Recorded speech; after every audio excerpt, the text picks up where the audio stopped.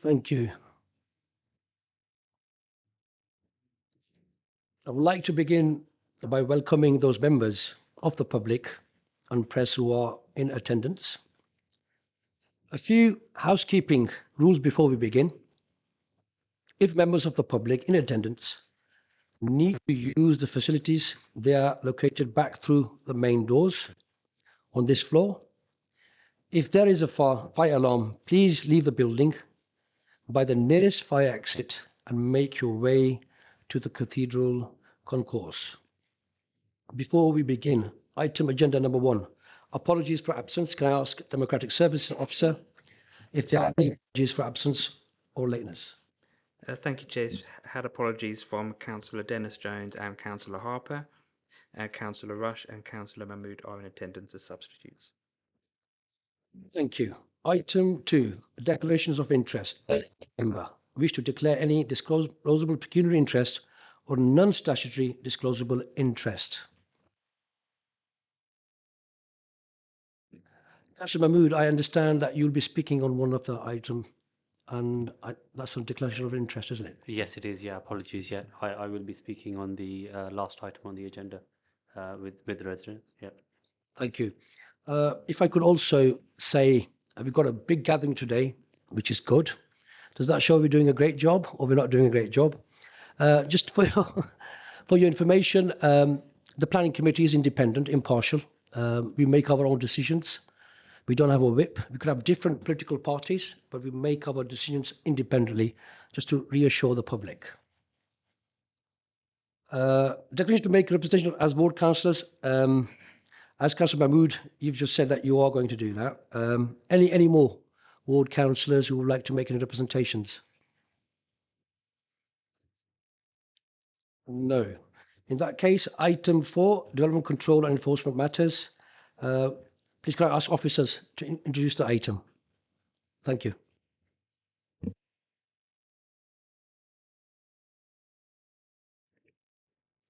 Thank you, Chair. Can I just check that everybody can hear me okay?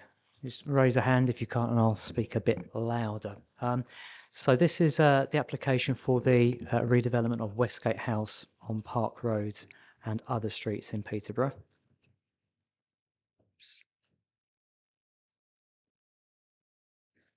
So looking at the application site first, it'll be well known to residents of the city. It's opposite the rear entrance of the Queensgate Shopping Centre, with Park Road running broadly along its east side, Westgate broadly along its sort of southern side, and then North Street along its western side. And here we have an aerial view of the application site outlined in red, with the large roof area of the Queensgate Shopping Centre in the bottom left of the screen, the Cathedral top right, and the Northminster area top left. So looking at the local plan policies which apply here, it is all within the city core policy area. The purple lines demark a primary shopping frontage, and you can tell from the blue line that it's within the entirety of the primary shopping area. To the left-hand side, we have the North Westgate opportunity area, which does not extend to include the application site. And to the right-hand side, we have the Northminster opportunity area, both hatched in purple, and again, that does not extend to include the application site. In terms of heritage context, there are a number of listed buildings in the vicinity. Those are the red buildings. And then we have locally important, locally listed buildings, if you like, including the application site itself. Those are highlighted in brown. And then finally, the conservation area boundary, which you can see includes the application site. That's everything within the brown enclosed by the little brown triangles there. So members will have visited the application site last week, but nonetheless a quick photo tour. So we're now looking at the Westgate corner of the application site, and that entirety of that facade is proposed to be retained as part of the conversion. On the opposite side of the road, we have lower scale development, 1, 2, 2.5 and 3 stories. We have the prominent Westgate and Park Road corner, again to be retained, but not the more modern frontage shop facade that you can see with the Beals logo on it on the corner. That will be removed. Moving then along Westgate, and we see quite a stark contrast between the original Victorian building and the much more modern contemporary edition from the 70s and 80s. Opposite that, we see again the modern facade of the Queensgate Shopping Centre at the rear, and then a more historic building just peeping its face on the right-hand side of that slide there. Turning the corner onto North Street, again, this is the modern contemporary facade of the Beales building that is proposed to be demolished and replaced with new build development. Another view of the same element, this time showing the service yard, which again is proposed to be essentially removed and replaced with 2 off-road loading bays. Opposite that, we have partial commercial and partial residential development. We see the residential development on the right-hand side of the slide. That's a converted former office building. So in terms of the quantum of development proposed on this 0.6 hectare site, the applicant proposes 125 dwellings in total. So that's 56 one-bedroom flats, 62 two-bedroom either flats or maisonettes, and 7 three-bedroom properties, as well as 845 square metres of commercial floor space. That's split between 9 flexible use commercial units, 1 cafe and restaurant unit, and 2 retail units. No on-site car parking is proposed at all, but 274 cycle parking bays are proposed, as well as a 2-vehicle loading bay. So in terms of the extent of the demolition which is proposed, everything in blue there, which is essentially the most modern elements of the building, is proposed to be demolished. The pink Victorian building at the top of the slide is proposed to be retained and converted. And then the warehouse element on the left-hand side in sort of the orange colour is largely proposed to be retained and converted with a minor element of demolition involved.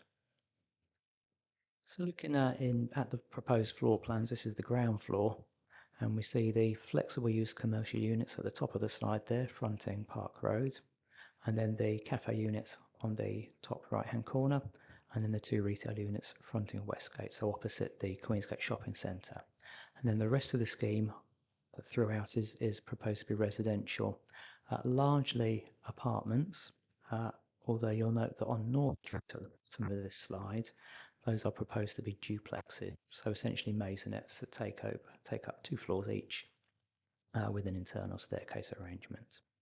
So just moving up the building, and I'm going to whiz through these relatively quickly because they're all quite samey essentially. Residential apartments on the first floor, on the second floor. On the third floor, you can see on the top of the warehouse building, on the left-hand side of the slide, immediately above the car park, that includes a roof terrace for residents there. Moving up to the 4th floor, again we have another roof terrace proposed on the top of the Westgate building, including a toddler's play area and 2 lantern features.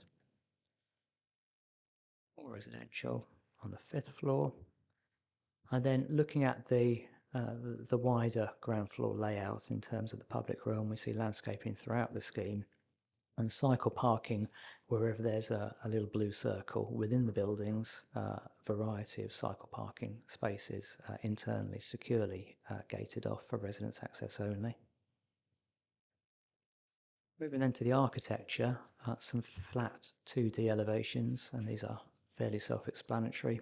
So we have the Westgate proposed facade and the North Street proposed facade, and the green element there is the blank rear wall of the retained warehouse building. Looking then at the middle of the site, we have the central building at 6 stories on the top of the slide, and then the rear of the same building at the bottom. And then finally, elevations looking from the north, so essentially within the site, are the top slide, and then the proposed retained and converted Westgate House building is the bottom slide. Internal courtyards, just for completeness, those are the elevations there. So how those manifest themselves in terms of height and massing, this is something of an artificial view, because unless one is in a drone or hovering above the city centre in a helicopter, it's not a viewpoint which anybody will actually experience. But nonetheless, it does, I think, explain the relationships in terms of the height and massing between the different retained and proposed elements within the scheme. The applicant has prepared some computer-generated images, which are illustrative only, but are based on the architecture which is proposed. So here we have a view along Westgate with the Queensgate Shopping Centre on the right-hand side and the proposed new retail units on the scheme to the left. This one is looking up North Street, so we see the proposed maisonettes on the right-hand side of the slide, and then at the far left, at the end of the street, is the Ostrich Inn, which we'll turn to shortly. And then from the Ostrich Inn, looking back down North Street, so the Ostrich Inn is now on the right-hand side in the foreground, and we can see the proposed new build development on the left-hand side. Within the foreground, the existing public car park, which, although formerly part of the same site, is now in different ownership.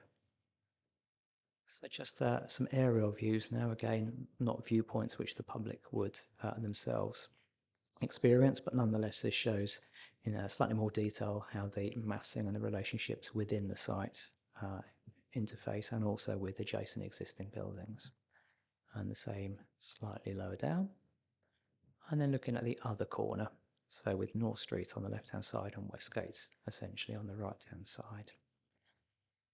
At the Conservation Officer's request, the number of viewpoints from further away have been tested in order to assess whether or not, certainly in particular, the proposed six-storey element of the development would interfere with any important views of the cathedral. So just running briefly through these, and in fact only a very limited number of viewpoints were identified by the Conservation Officer as being potentially affected. So the first is from the Mayor's Walk Bridge over the railway line. That's the existing view, and that is as proposed, so very little intrusion into that view.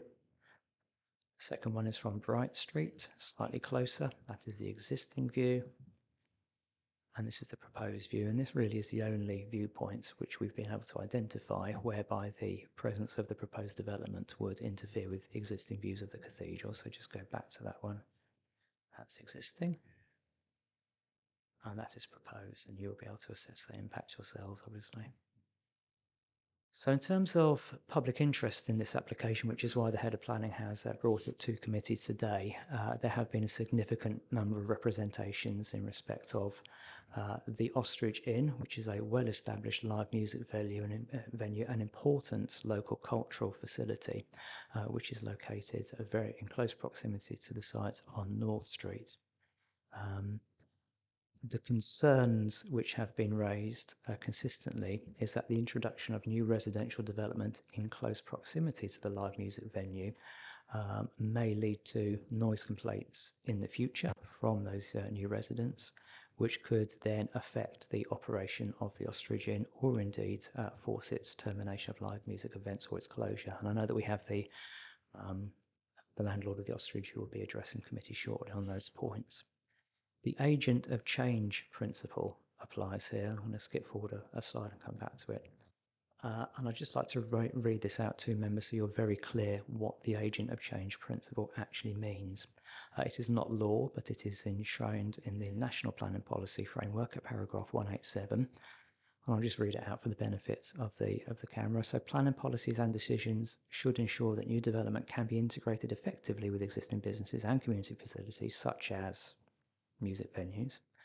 Existing businesses and facilities should not have unreasonable restrictions placed on them as a result of development permitted after they were established.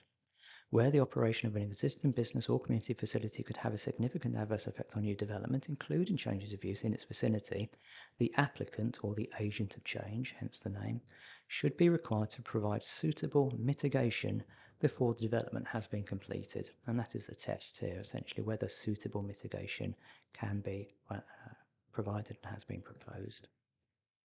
So in terms of the representations submitted by the Ostrich Inn, initially in respect of inadequate noise monitoring, the applicant has now undertaken 3 rounds of noise monitoring, and the environmental health section is satisfied that the last of those, in I believe November last year, represents what could be considered a worst case scenario on which to base modelling.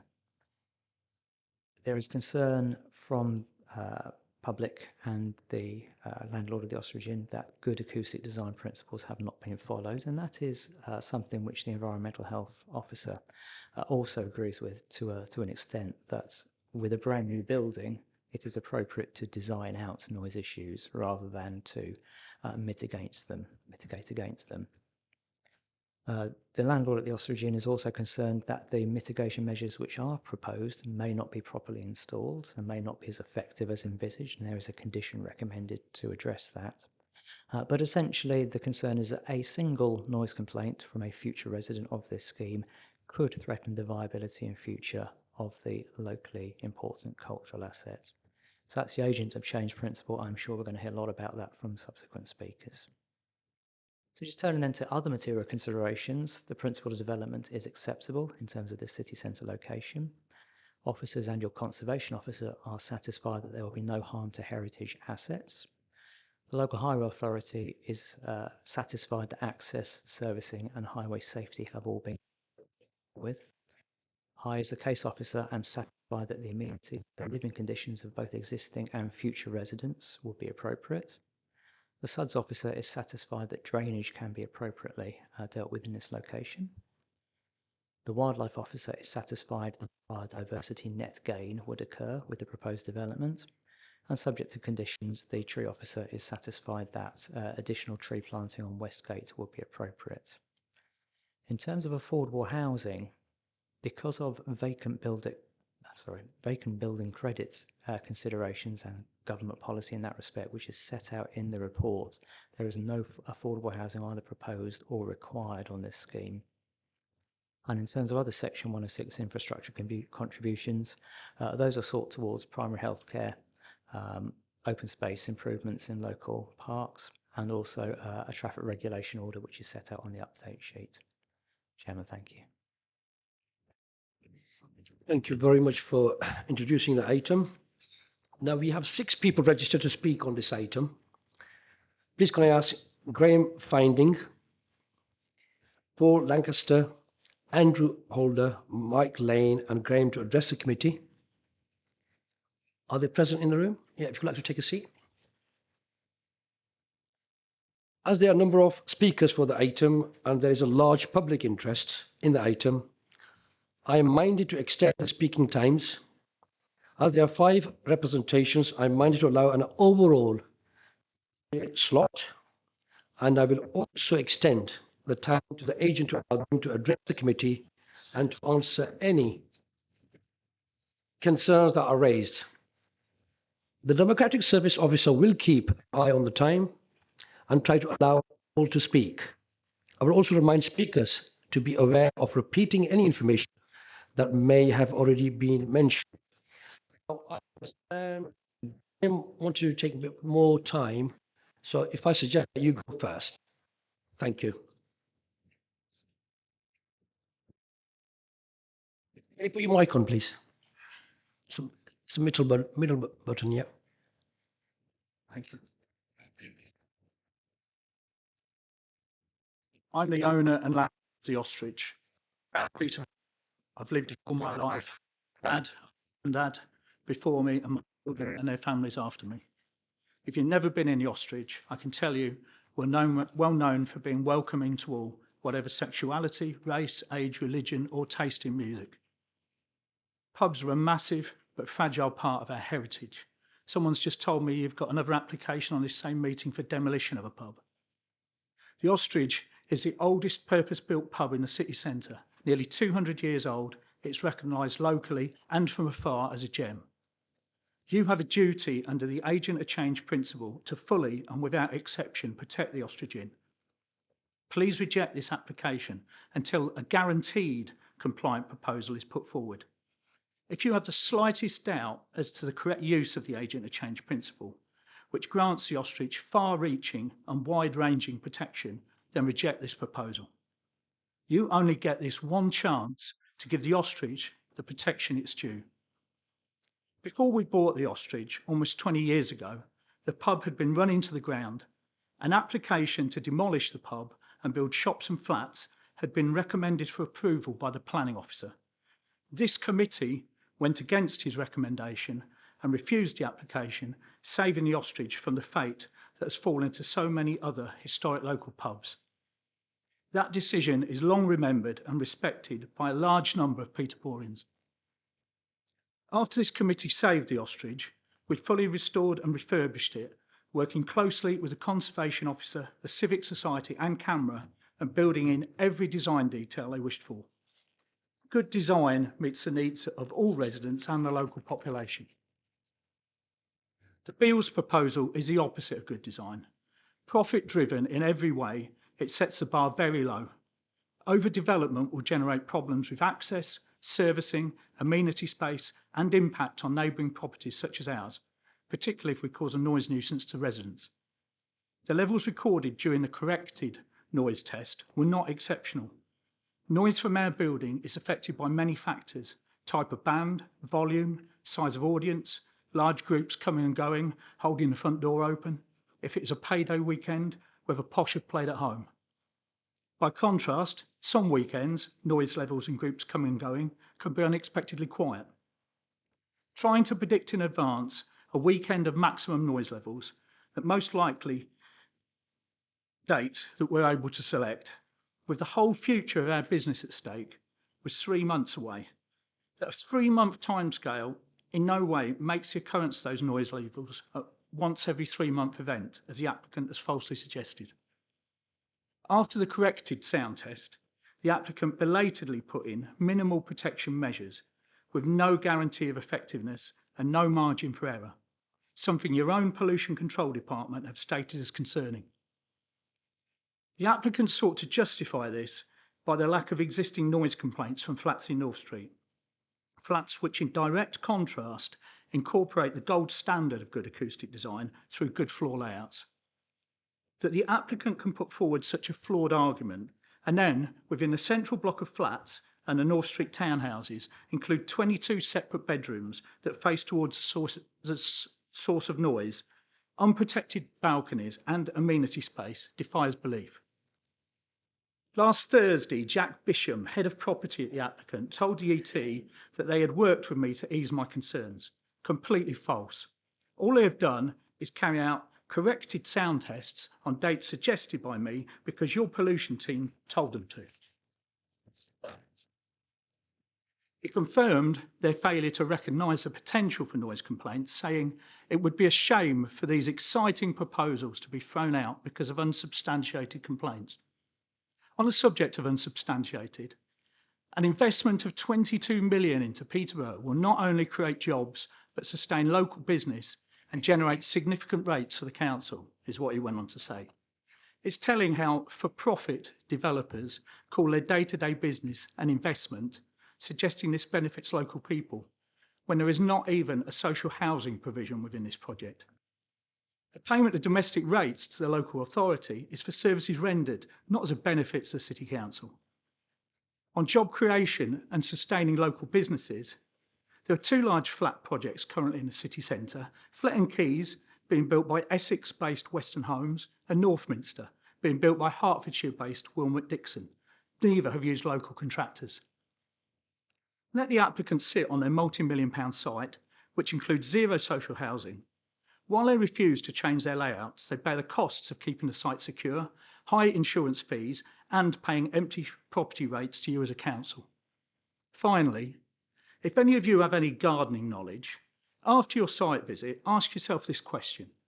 Do you believe the ivy growth shown to the back of the warehouse building is going to grow as shown, out of a crack in a car park located outside the applicant's ownership? If the applicant can be so careless about such a basic design element, imagine what they can do when it comes to a noise assessment. Thank you. Next speaker, please.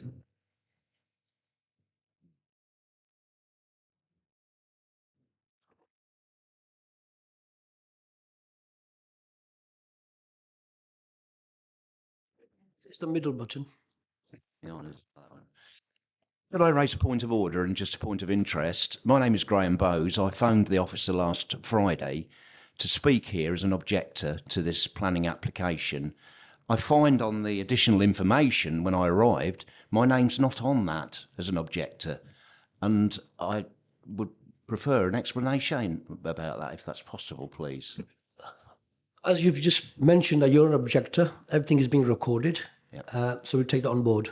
Okay. Okay, thank you. So you're happy for me to speak? Go even though ahead. I'm not named. That's fine. Go ahead. Thank you. Okay, thank you very much, Chair, for that. Just the same as Graham, the landlord, I was born in Peterborough and have lived here most of my life. When I decided to put my name forward on Friday last week, I went straight to the planning application.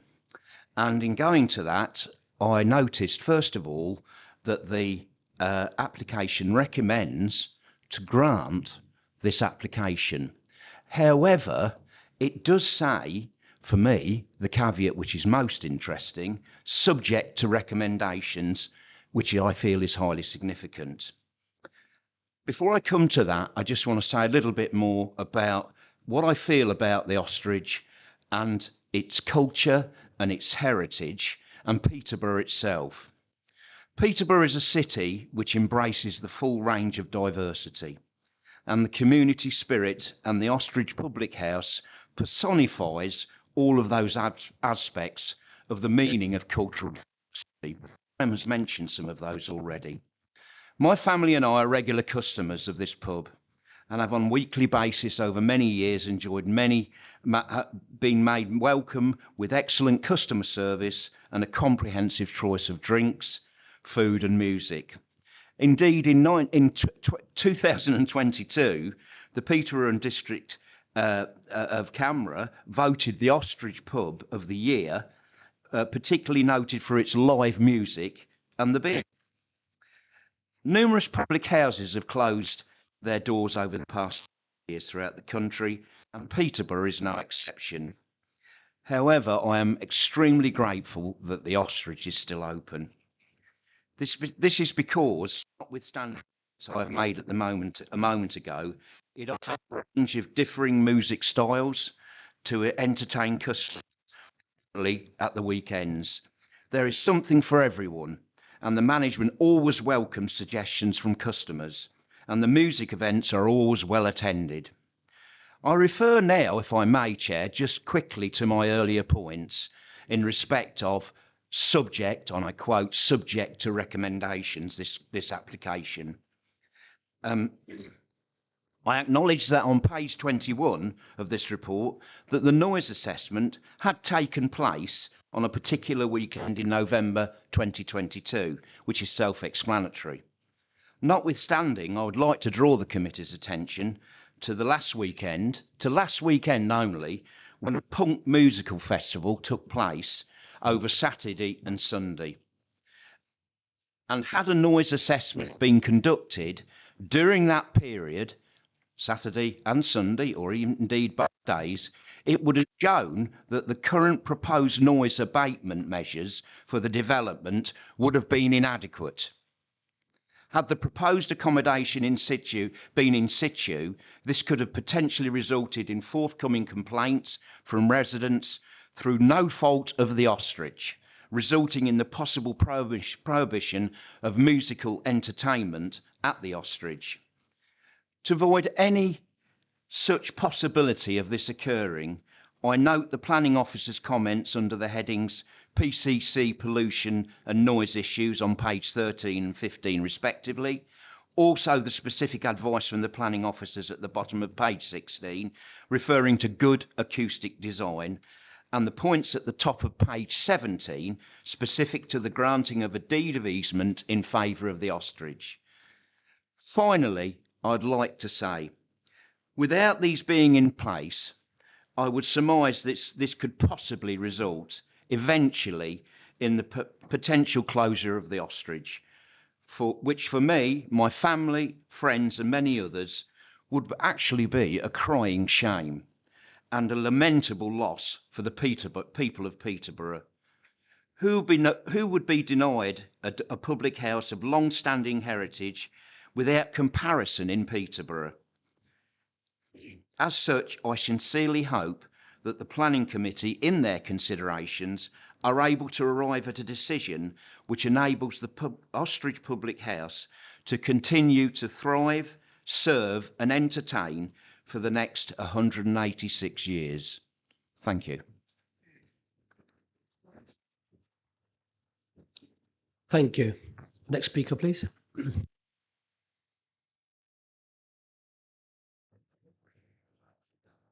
Final report points out you have to protect an existing business, such as the Ostrich, from the impact of potential noise complaints from residents in a new development. Can I just put you on hold? Can you introduce yourself, what your name is? My name's Andrew Holder. Okay. Do you want me to start from the beginning again? Yeah, thank you. Go ahead. As the final report points out, you have to protect an existing business, such as the Ostrich, from the impact of potential noise complaints from residents in a new development. We can argue about the robustness of noise assessments and noise reduction methods, but what will happen if a resident does make a complaint? Will it be accepted that any nuisance must be due to the developer not taking sufficient steps to mitigate noise, and that they must then take remedial action at their own expense? I doubt it. A deed of easement is the only way to ensure that a complaint is not made. The applicant's response to the planning officer's suggestion of a deed of easement was that they are not into a position to enter into a contractual position where this is not required. Well, you are in a position to make it a requirement. The applicant states, having no history of noise complaints, there does not seem to be any likelihood of noise complaints arising. But this new development massively increases the number of residents close to the Ostrich, massively increasing the likelihood of a complaint, unless a deed of easement is in place. Local publicans would refute the notion that because people move in knowing there is a live music nearby, they will not complain. But if the applicant's claim is correct, future occupiers would not be put off by a deed of easement. Thank you. Thank you for your presentation. Before you start, I would like you to introduce your name. Who you are. Thank you.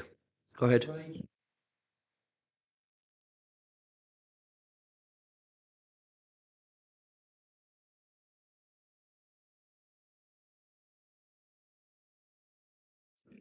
Sorry to interrupt. Is your mic on? It's on there. Oh, yeah. Yeah, it's on now. Yeah, so good afternoon. My name is Mike Lane. I'm a committee member of the Peterborough District branch of the Campaign for Real Ale. We have over 2,000 members in our local branch who are pretty much, without exception, opposed to this planning development. The Ostrich is one of Peterborough's finest traditional public houses, and indeed was the City Pub of the Year in 2022. That's last year. It's been a flagship of quality ales and live music on the Peterborough scene for more years than I care to remember. And it lends itself very well to the location in North Street, which is an extremely low-density residential area. The outlook from the main entrance of the pub is facing what in effect is a car park during office hours and mostly empty of an evening, currently with little or no residential developments. Any noise from the pub whilst bands are performing of an evening is of little consequence and pretty much goes unnoticed. This planning application will change the entire neighbourhood and massively increase the density of residential occupancy to possibly affect the noise from the pub during band performances. It's clear that the pollution control officer has continued to state a very real concern regarding the limited nature of noise control measures included in the developer's design, which would seem insufficient pub being heard inside the proposed developments. Peterborough Camera are hugely concerned that if the project were to go ahead without due consideration for the long existing Ostrich public house and their business, only resulting to potential residents unaware of the pub's activities. You cannot build a house on the flight path of an airport and retrospectively complain about the noise after moving in. Will the property developers make potential purchasers aware that there is a live music venue immediately in front of these spanking new properties? I think not. Please do not approve this ill-thought-out project, which presents a massive future of this long-standing public house, its customers and the talented local musicians that perform there. Thank you. Thank you very much. Anybody else?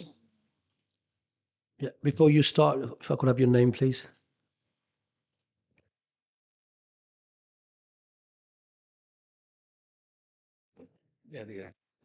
Hi, I'm Paul Lancaster. I apologise, I've not prepared a speech, but when I realised the meeting was happening, I felt compelled to speak. The Ostrich is an important venue for music. It's more than just the music, it's a culture, it's a family. It helps people be part of a scene that is important to people's mental health. I fit very much into that demographic. I'm not from the city, but I attended the Bunk gig this weekend. I used a train to get here. I stayed at the Bull Hotel, and there's hundreds of other people like myself who do the same. People travel from far and wide. There's bands that have come over from all over the world to play at the Ostrich Inn, and I think it would be a massive shame if any noise complaints stop that business.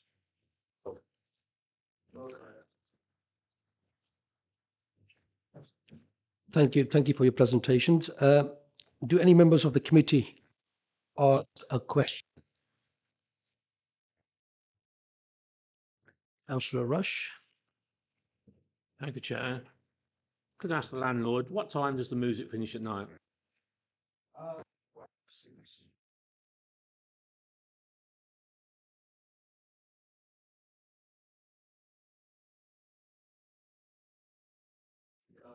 Sorry to interrupt. Can you turn your mic on, please? Thank you. You can start again. We're licensed to have music until 2 in the morning, but we choose at the moment to have music generally finishing about midnight. On occasion, that runs through to maybe 1:45. Generally, the music finishes about 12:15. Thank you. Councillor Jamil. Thank you, Chair. Back to you. Right next to you, you've got housing. Behind you, you've got housing, some on the side as well. Do you never get complaints from them about the noise? I mean, we've got noise restrictions on the pub. We've got fold-away doors at the rear of the pub, and we have to close after about 9 at night. We're very, very mindful of what will happen if we get noise complaints. There are so many pubs in Peterborough. I'm sure you must be well aware of this, that there are so many music pubs in Peterborough that have been forced to close or had their businesses severely restricted. And it only takes one person, and sometimes they can be absolutely vexatious in what they're doing. They for other reasons than complaining about noise, can just take every opportunity that they can to use it as an excuse to make it difficult. And the message from the Yard of Ale this morning, who ran the cottage for over 10 years. She was sending support. She's on holiday at the moment in Tenerife, or said she would have spoken here. She had over 10 years of complaint from a single resident at the Swiss cottage, which made my life a misery, and in the end meant that we ceased the pub. The Cherry Tree, which was probably the best known local music venue on Ounder Road, again had to close because of noise complaints from a single resident opposite. Even though they had measured like double.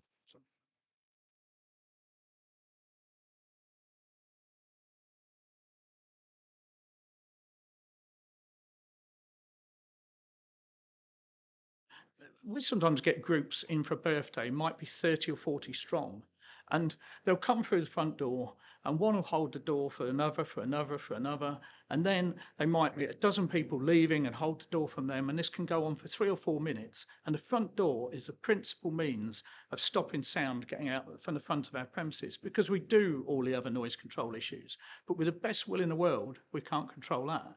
But as was said earlier, because of our particular location, we're not in a principally residential area. And the one thing I would say lastly is that there are flats next door to us on North Street. They were built, it was a conversion of 4 office buildings, and it's exactly because of the conversion of office building city centre location that central government is an agent of change.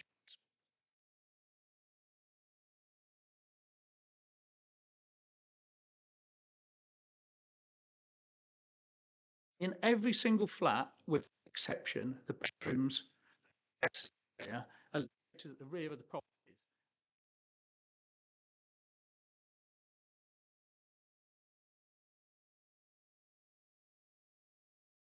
Then the front room, community space or whatever, before you even get to the front of the property. That's why I refer to that as a gold standard of acoustic design, and that is the opposite to what people have done. And we have it because of good design like that, and because we do our absolute best not to cause a noise nuisance to people, given our location in what is historically not been a residential area. We don't get noise complaints. But this is the most striking element of this. It's been quite difficult for people to get their heads around. We would a pub.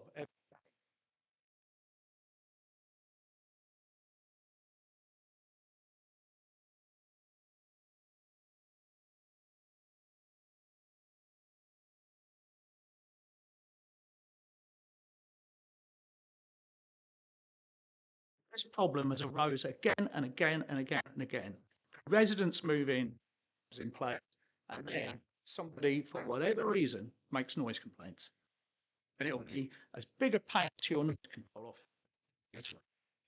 And they actually, because that's the most perverse thing of this, that if you grant it as it stands, with the noise control measures as they stand, your own noise control officer has serious concerns about it, and they know they're going to be the one coming out every week because of complaints on the ostrich, complaints that don't happen at the moment.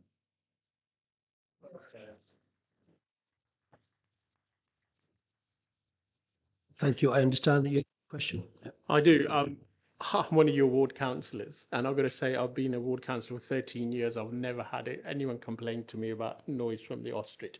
However, I've got to look at this application on its merits. But what I will say to you, you talked about your conversations with the developers.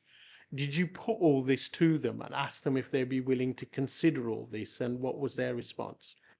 There was a consultation process advertised in the ET, and I use the term consultation process loosely because I'd be really, really interested to hear from the developer when he speaks what the outcome of that consultation process was. Because from my own personal perspective, from the absolute earliest juncture, over a year ago, when this consultation came out, I wrote to them informing them about the noise problems from the ostrich because of the most effective noise control measures being in terms of layout. And the other thing is, of course, it doesn't cost a penny.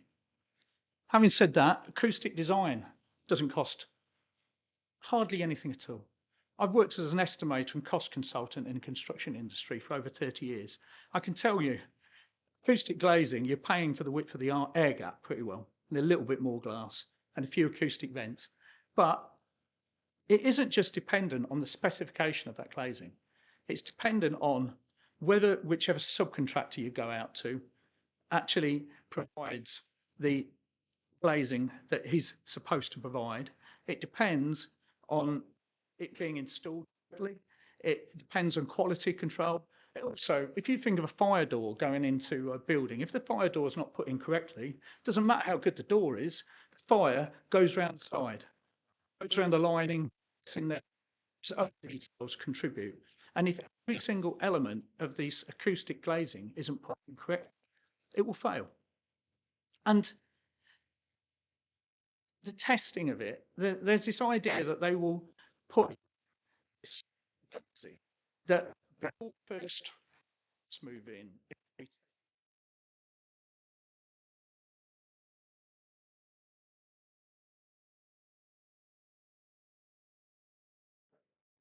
Sound recordings taken on one particular weekend.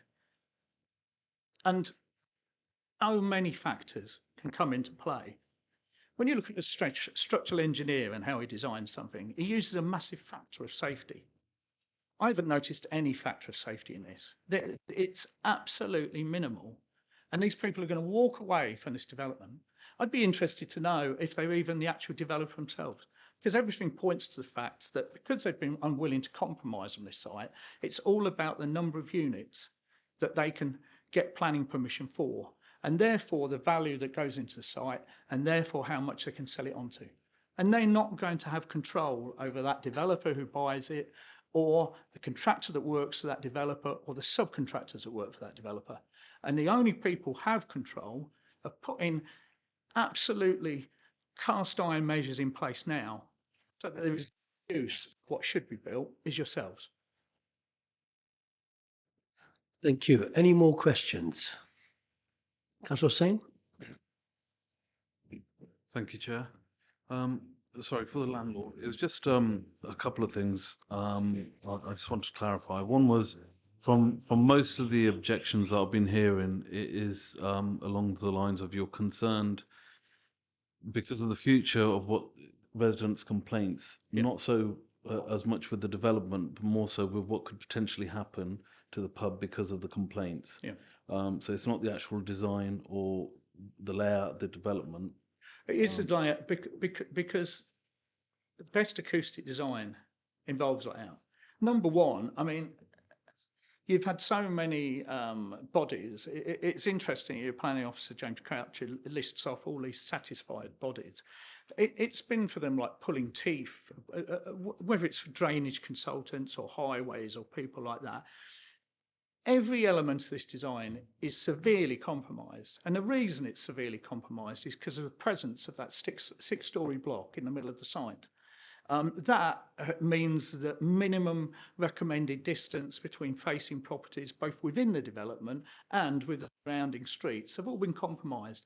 It's like, as you all know, planning guidelines get stretched to the limit.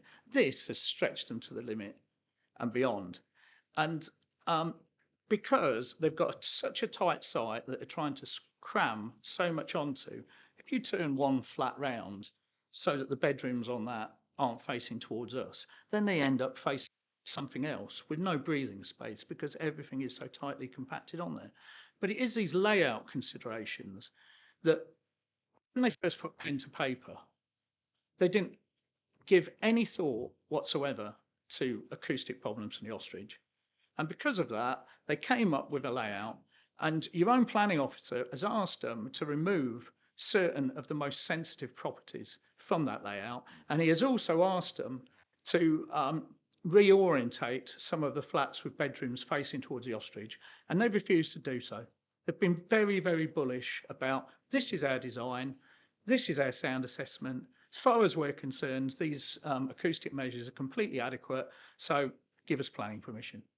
And I found it astonishing that a developer could act in the manner that they have been so uncompromising. They think you're so desperate to have this bill because of the fiasco of the North Westgate development. They think that you're thinking, oh, we're going to have another empty building on around so quick. Oh, here's some decent flats, and they've managed to retain the Park Road frontage on it. So, you know, that's as good as we're going to get, as good as Peter will ever get. So we'll give them that. That's what they think.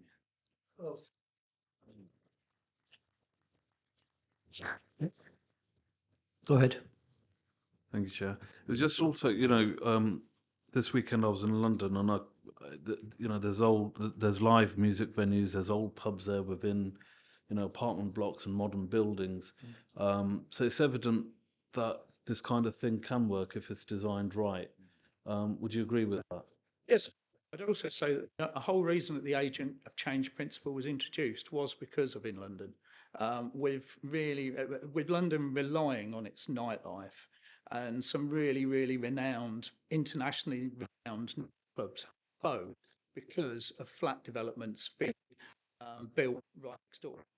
The biggest complaints happened immediately after lockdown because while lockdown was going on, a lot of these venues couldn't operate. So new residents moved in to flats, quiet as anything, until those clubs and pubs and whatever you back into, and suddenly there was a problem.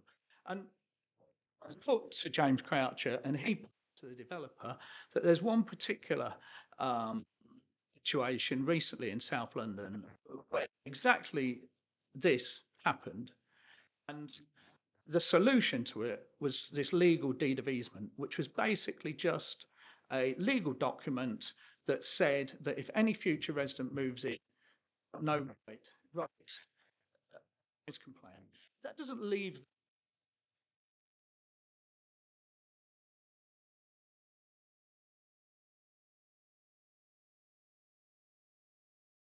said no noise complaints in the last 13 years, and we'll continue to do everything to make sure there's no noise complaints in the next 13 years. Because we do that for those existing residents, let alone these. So they're not unprotected.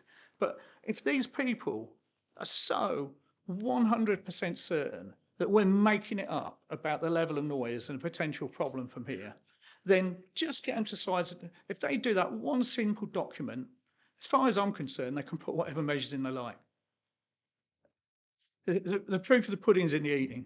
And they are bravely running away from entering into a document like that. And you have to ask yourself why. That's it's because these figures don't show it's necessary, and because we're afraid that that will put off residents and affect the value of problems. What I would say is, how is that in conflict with the idea that they have said, that's been said within the document that James has put forward to you, any resident moving in there is going to be well aware of the noise from here. Therefore, it's irrelevant. They might as well just sign it. You grant permission, we're all happy. But they won't give you a document.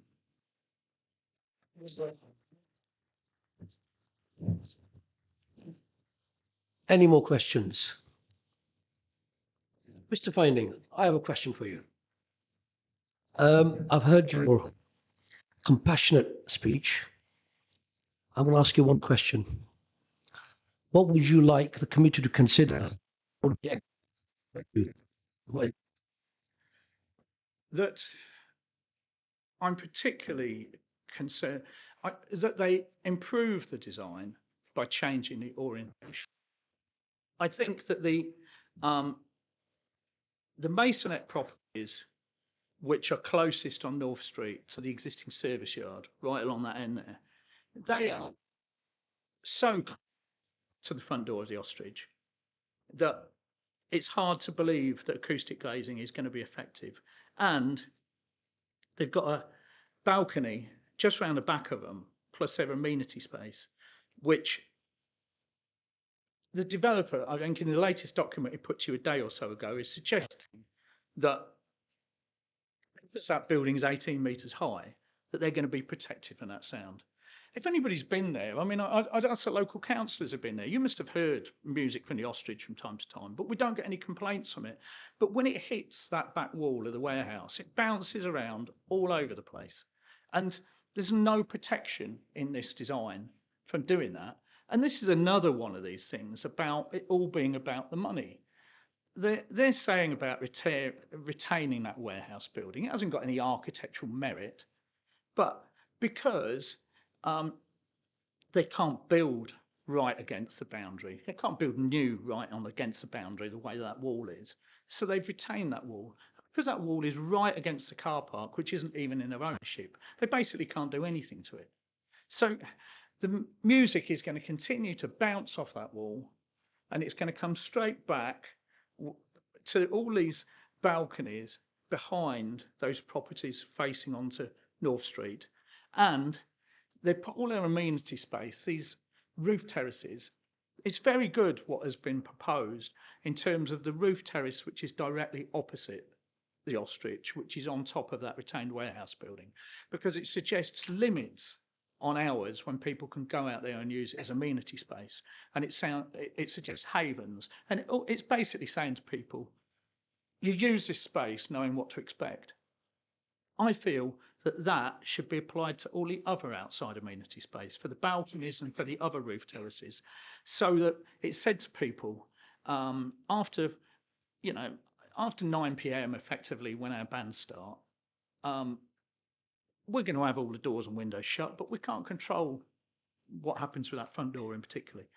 And if those residents went in knowingly that after 9 p.m. don't use that outside amenity space, then that, together with the omission of the end two properties on those North Street masonettes, would take them away. And then on the central building, there's 3 flats on the ground floor of it that their bedrooms face towards the Ostrich. If those were just spun round, reorientated, which doesn't cost a penny, that would then protect those bedrooms from the worst potential situation. And the other benefit of doing that, the reason those 3 flats are orientated the way they are, is because their garden space, if you like, from the lounges on them would be facing out onto the service yard. The service yard is massively tight for this development. There's 250 odd residents going in there. They're not providing any car parking. They're not providing any parking for disabled people. They're just saying, oh, there might be the odd space in the road. Under one of their schemes, they suggested omitting existing disabled spaces to give them room for a bin lorry because the service yard wasn't big enough to get a bin lorry in. And it's just compromised in so many ways. And if they omitted those properties, those two on the end of the thing, and spun the others round, then that, together with restrictions on the use of these balconies and amenity space through the whole site, would be a lot closer to working. We're still going to try and do everything we can do to prevent noise complaints, but that would be them doing something realistic. But aside from all of that, they don't need to do any of that if they just give a deed of easement, like other developers have been willing to do in similar situations. Thank you. You may now return to the public gallery. Please, can I ask Sean Headley to address the committee? You will have 10 minutes in which to address the committee. The Democratic Services Officer will let you know when you have 30 seconds left, and then when the 10 minutes have lapsed. When you are ready, if you can please switch on your mic and address the committee. Thank you.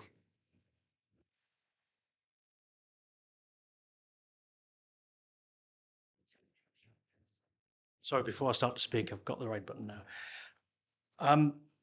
Chair, thank you very much for the opportunity to speak in support of the application on behalf of the applicant who is here today and who are the site owners. Just be in the knowledge that we're not in the business of closing pubs, but we do want to deal in facts today so you understand the noise environment, and our acoustician is here today to answer any questions you might have, because I think there's been a lot said, very passionate, but we do need to get to the facts. Okay. The applicant first engaged with the council development team in January 2021. The initial pre-application feedback confirmed that the principles of development was considered acceptable and that the key principles were supported. Since then, the applicant has worked tirelessly with the technical officers to ensure a fully compliant, well-designed scheme is delivered. We thank officers for their time and diligence on this project, which will be a major boost for Peterborough Town Centre. The application was validated in June last year and has been significantly delayed by a request to address concerns of an objector, in particular in relation to a perceived noise issue relating to the 125 apartments. Members will be aware that the building was largely vacant since March 2020, with the whole company trading on the ground floor. The previous department store struggled for many years and was historically producing a loss. The site has been widely marketed by a national firm surveyors, with little to no interest being shown for the large floor plate retailing. The proposals seek to reuse the locally listed Westgate House with part demolition of later extensions. These would be replaced by a mix of new apartments, ground floor commercial and retail space, with an estimated £22 million worth of investment. The scheme shall regenerate a significant area of Peterborough, creating jobs and investment into the local economy. There is also a raft of planning benefits proposed as part of the Section 106 agreement, including payments towards local green space, allotments, primary care and ambulance service provision. We've worked closely with council officials to ensure all technical matters are agreed, that the scheme is policy compliant and fundamentally is deliverable. We note that there is support from Peterborough Civic Society, who are pleased that the memorial clock is being retained and restored, and strong support for the retention and introduction of active frontages along Park Road and Westgate are being enhanced. The Conservation Officer considers that the proposals on balance sustain the character and significance of the locally listed building and the setting of the conservation area. Given the objections from the Ostrich pub, we contacted the owner directly to agree suitable dates for further noise tests. The owner considered that we had only captured less loud bands and not worst case loud bands on the first assessment. 3 rounds of monitoring were undertaken to confirm beyond doubt that the noise levels were still within acceptable limits and that his concerns were baseless. The assessments happened in April, September and November last year. The significant gap in time reflects the sporadic nature of worst case noisy bands playing. As a result, and as predicted, the assessment conclusions remained largely unchanged from the original assessment from June 2022. The further objections the pub made are unsubstantiated and conjecture, no professional evidence is presented to back any of the claims that have been made today.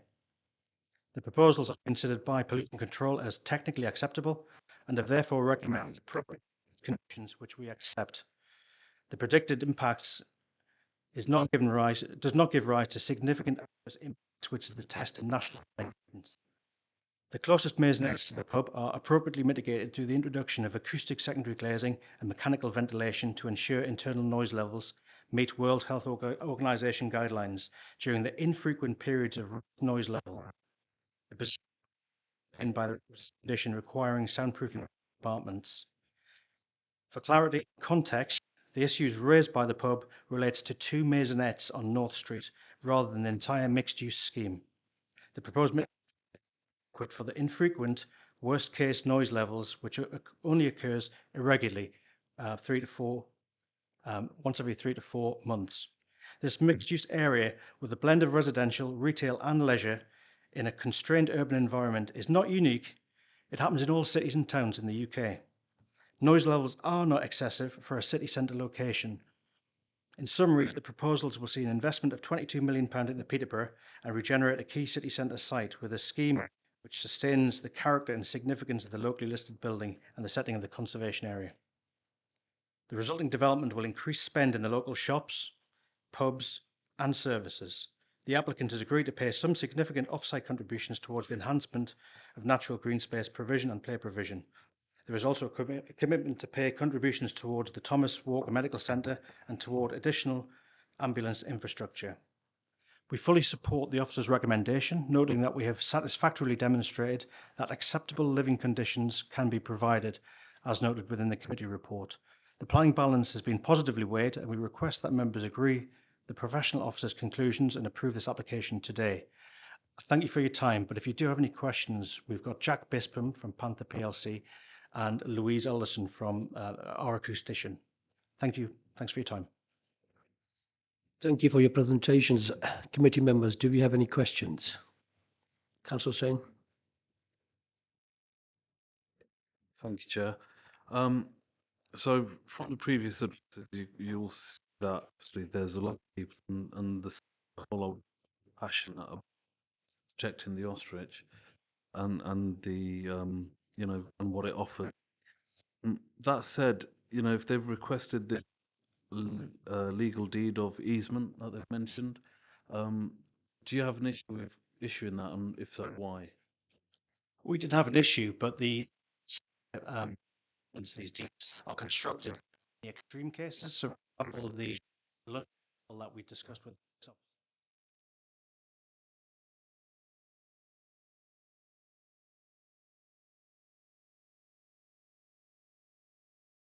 Yeah, 62.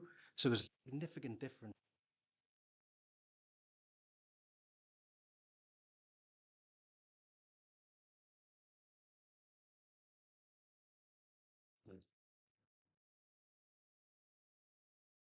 I appreciate you've done these assessments, noise assessments. Issues, everyone, people have different levels of hearing, and everyone different types of that they like to hear or not hear. So out of those 125 dwellings, there could be, like they said, one person that specifically doesn't like what they're hearing on that day, whatever level it is. And that could cause them issues, which is the concerns that the owners are raising. So if you're saying that there's no concerns, surely then you shouldn't have an issue with giving them this legal document.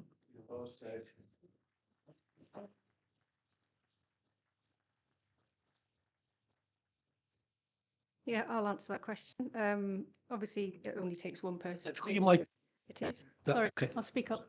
Yeah, thank you. Yeah, I mean, I appreciate that one person can make a complaint about noise regardless of what that noise level is. However, it would have to be investigated to determine whether a statutory nuisance was actually caused. And that would be your own department's environmental health that would investigate that complaint to see if it could be upheld. So obviously that procedure would need to be complied with to ensure that, a statutory nuisance was actually occurring. So yes, one complaint can be made, but it doesn't make it a statutory nuisance. Thank you. Sorry, thank you, Chair. I just have this niggling thing that, you know, at the end of the day, if you're talking about investing millions of pounds, and it is millions of pounds of investment to do this development, if the one thing that sort of seems to be holding it back for, say, local people or people that are passionate about the ostrich, this, you know, deed or whatever it isn't, but as you know, as part of the committee, I'm asking you, why would it be so much of a concern to issue that? What issue does it cause in the long term for you as a developer? That's all I'm asking. I just want to know what issues it would cause for you as a developer to have this issued. Yeah, it's a good question, but it's not required. It's not required in this instance on this site. For the planning committee, you can give it. Any further questions? Okay, can I ask Councillor Allen to ask the question, please? Thank you. Thank you, Chair. So the business could have the potential of a lot more business if this development goes ahead. And I find it strange that they, as a well-run establishment, would not want that extra business there. So their reasons must be valid, that, you know, they are taking a very pragmatic approach to the potential for problems moving forward. And have you gone through a procurement exercise to find out what the costs of putting this deed of easement in that would really rectify a lot of these issues and just allow you to move forward? Is there a cost to this? Is that why you won't do this? We looked at this, and we looked at the example that was given by the case officer, and we've looked at it in London boroughs. And this is for adverse results. You put the deed of easement in for adverse results, and it was 78 decibels. We're talking 62. So the issue, are we using a sledgehammer to crack a wall? That I think we are, because we're talking about 2 maisonettes, 2 apartments, which are suitably mitigated through glazing and mechanical ventilation. So we don't feel it's necessary. And we've looked at the possibility of doing that, but we don't feel it's necessary. Thank you. Councillor Hogg? Yes, so unsurprisingly, my question rolls along the same subject.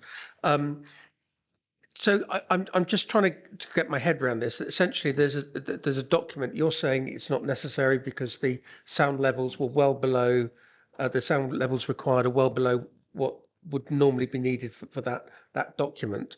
If you are so sure that those levels are so low, I'm not entirely sure why you wouldn't just sign the document, get the document done and out the way, because essentially, if you're saying that there is nothing to see here, there is no issue, it is not needed, why wouldn't you just sign it? You mentioned before that people could object even if there isn't a statutory nuisance. So the people still have the right, as is their right, to complain. So why take that away from people if that's still there? Can I just remind people in the public gallery, if you stay quiet, please, I'll appreciate it. No interference, thank you. So I put it to you, the real reason of selling this, you know, it's because it's going to affect the marketability of your homes.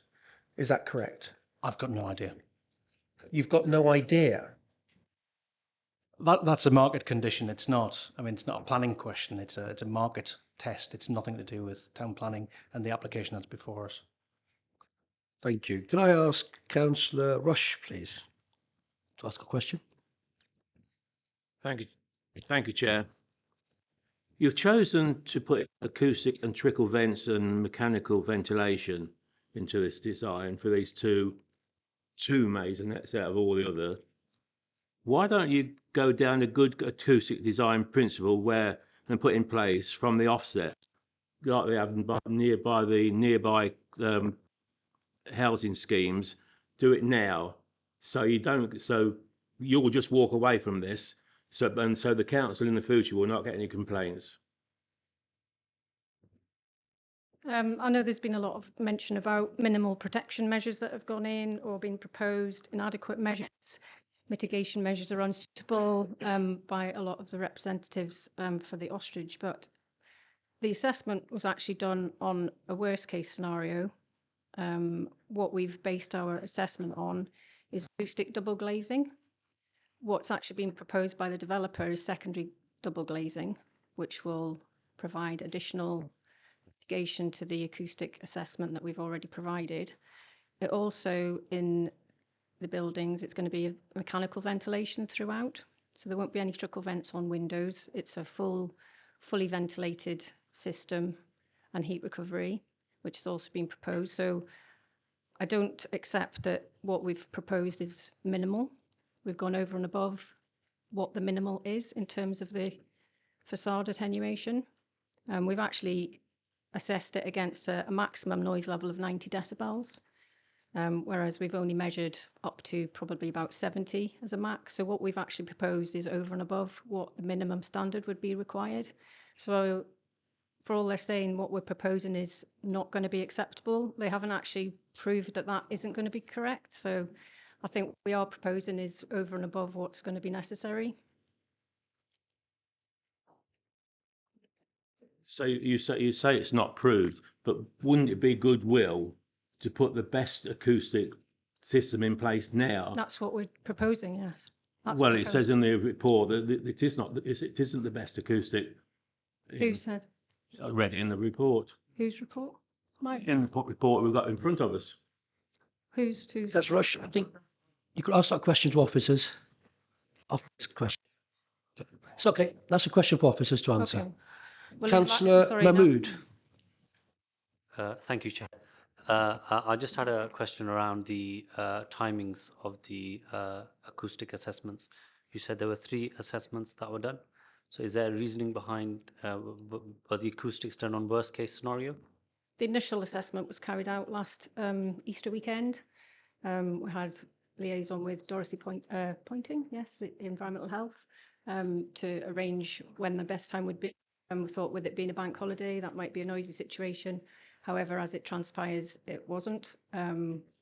We then liaised with finding, identify when the next likely noisiest weekend would be.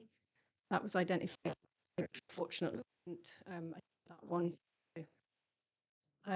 Next identified noisy bands were going to be rotated in for 3 or 4 months' time. Obviously, we wanted to progress the application, so another weekend was the September. So we carried out in September. Again, that was not considered enough, so we went back in the November and undertook the 3rd survey.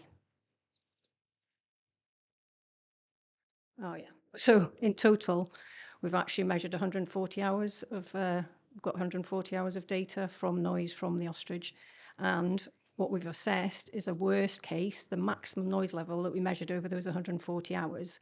A 5-minute LEQ is what we've used, the highest that we've measured. So I think as a worst case scenario, we've covered that. Thank you. Thank you. Any more questions? Councillor Short first. Thank you, Chair. As you predict, a similar line of questioning. Hopefully some question now.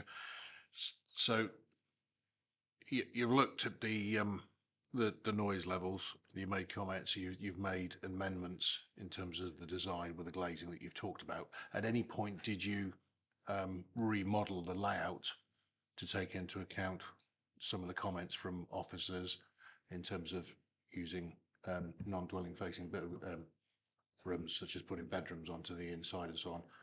Yeah, we Did you remodel that? And if so, was any of that done in conjunction with the comments relating to facing onto North Street? We've been discussing this site with the council since January 2021, and the initial scheme that came in, we were made aware of through the public consultation that there was an issue with noise potentially, so we had to do the readings to understand what that noise source was. So in terms of the development, you'll see the middle run has the middle block has an intervening space between that and the front of the flat. So that was a noise measure that was introduced, and more recently in the last couple of months the scheme was amended to pull the run of maisonettes back from North Road to widen the pavement, so that give a little bit more breathing space on North Road for pavement. In terms of moving the bedrooms, I think the issue we have from our point of view in terms of redesign, it isn't just a case of moving the bedrooms around and putting them onto the back of that run. the run is so thin. If it had an intervening corridor, you could change the bedroom space to the back end. But because it's you know yourself with any urban development, they are tight sites, and the things that constrain it are separation distances, but also overlooking, shadowing, sun assessments. We've gone through all of those assessments. Look at fire safety, so that brings in fire vehicles. So it's not just a case of tweaking a bedroom here and there if it was done straight away. It's not as straightforward as that. It's a whole redesign of the scheme. Thank you. Yep. Yes, I understand. Glenn, you may understand that it's not as straightforward, but are you saying you didn't carry out any remodeling even to reduce the number of properties to see if it would improve Well, some of the comments? we had nothing to improve upon because we had satisfied the mitigation standards for noise in an internal space in accordance with the WHO guidelines and the regulations. So we didn't face an issue. What we were getting was a lot of comment back from the practice say there is an issue, but they hadn't quantified that. They hadn't made any assessment, and in our assessments we were perfectly fine. So you're stuck between a rock and a hard place. With mitigation, we are fine. The support from council. Thank you. Councillor Hawke. So this is a question that you may or may not want to answer. Just as part of your investigations for the sound, are you able to comment on whether or not you felt that the pub does everything it possibly to reduce noise levels coming from the pub? That's a difficult one to answer. I think you'd have to ask Mr. Finding. From my observations on site, yes, the music noise was audible, but the test is not inaudibility at residential properties. Obviously, when the door opens, it's a little bit louder. Obviously, as the pub's busier, the door will stay open longer. You know, so there are measures that we can. However, like you say, the noise levels that we've measured over those 140 hours are acceptable and can be mitigated to meet the criteria for internal noise for bedrooms and living spaces. Councillor Rush, final question. Yes, Chair. Then I was questioned where I got my information from. Can I read it out from the report and let the lady know what it says? Yep. Noise levels predicted in the masonettes facing the Ostrich Inn would be substantially above acceptable nighttime levels, and with their open bedroom window directly facing the noise source. Residents would be unlikely to be able to sleep during the noisy music events.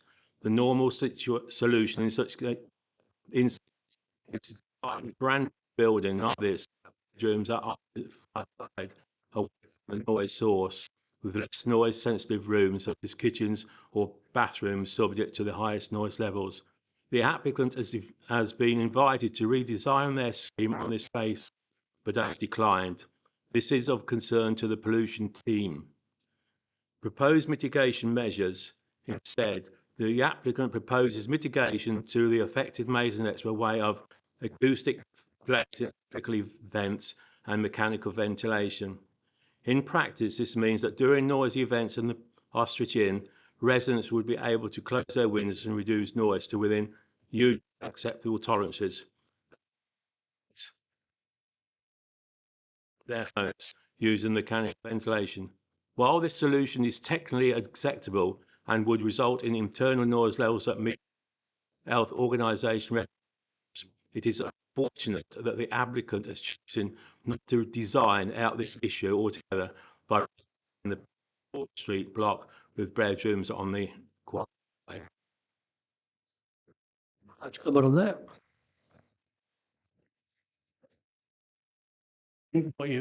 Just summarize all of that.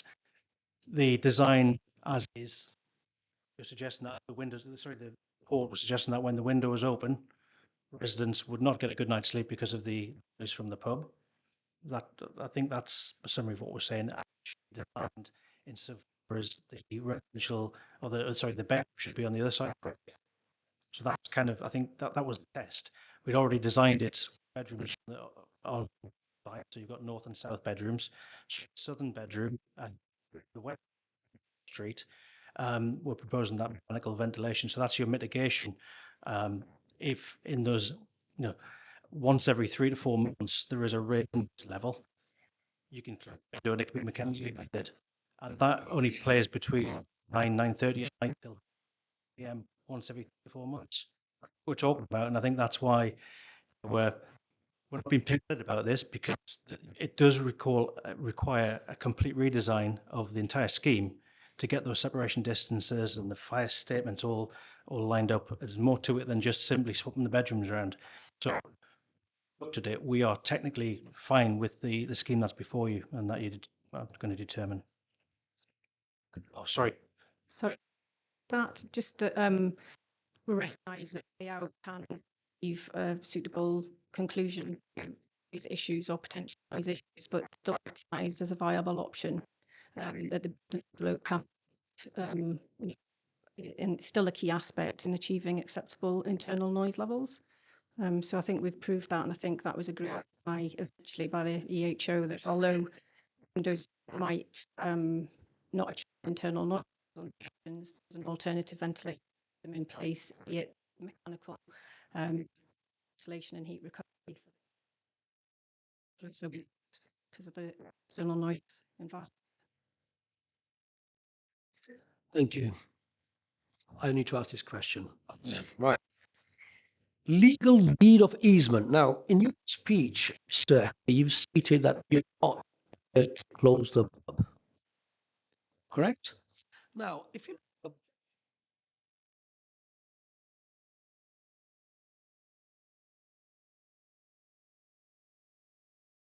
It's 140 hours worth of measurement on these noises, on this noise. So we do get, don't forget, we do planning applications South Coast all the way to Scotland.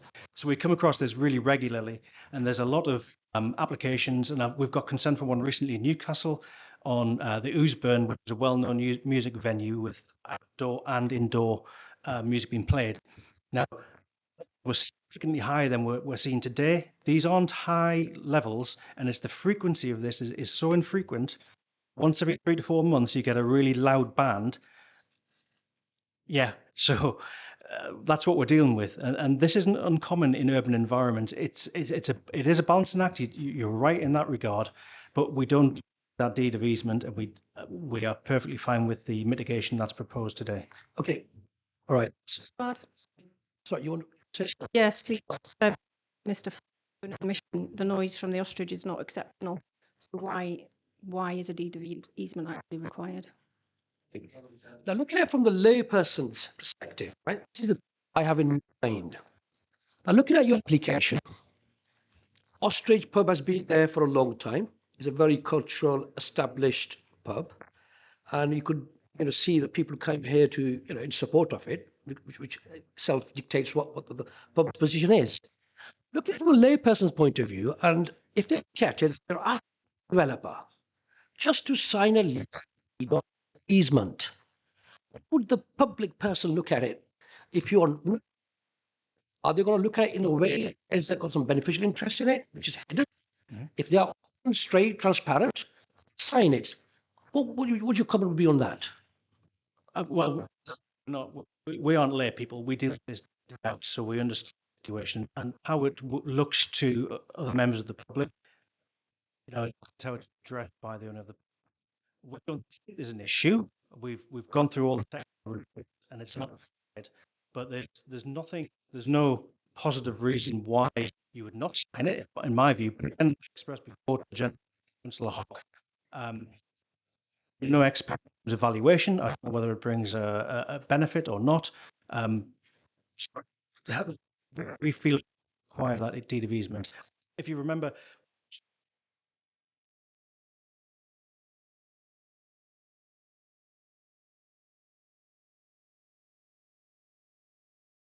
Final question. Did the officers of easement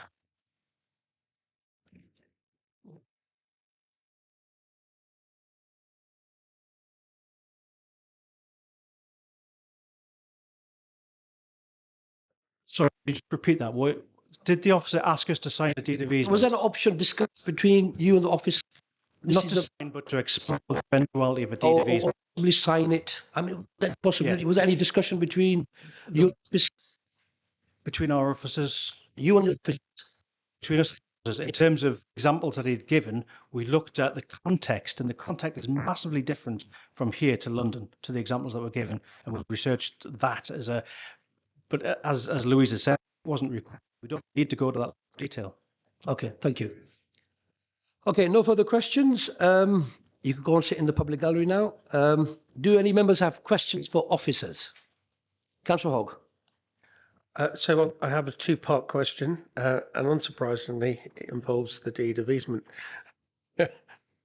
So if we were minded to approve this application, but on the basis a condition was made that a deed of easement was signed, is that a possible? And I've got a supplement. What the answer to that is. Okay, well, very briefly, if it was possible to condition a deed of easement is entered into, I would have recommended that, either as a condition or as a Section 106 matter. But as a private agreement between two landowners, is not something which sits within the Planning Act as something that we as the local planning authority can require.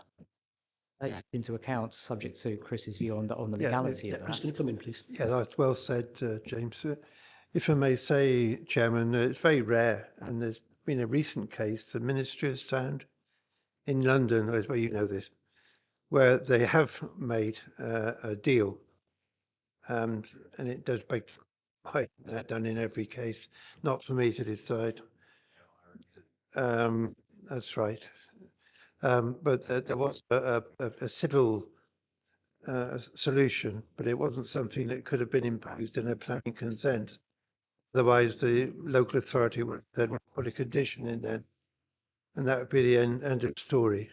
But it has worked in other parts of the country.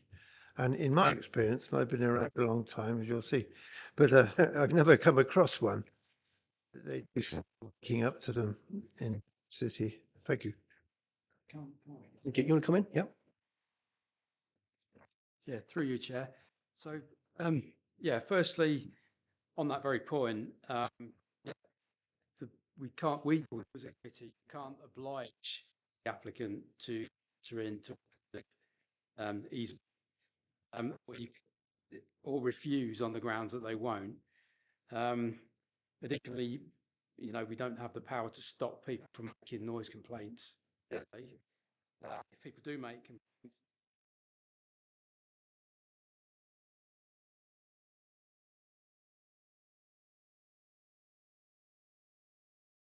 in terms of this application, what the committee has got to consider is the mitigation that's being proposed sufficient to ensure that those two flats acceptable. So the mitigation, acoustic glazing, mechanical ventilation, while live music is on, is sufficient, and that's backed up by our pollution control colleagues.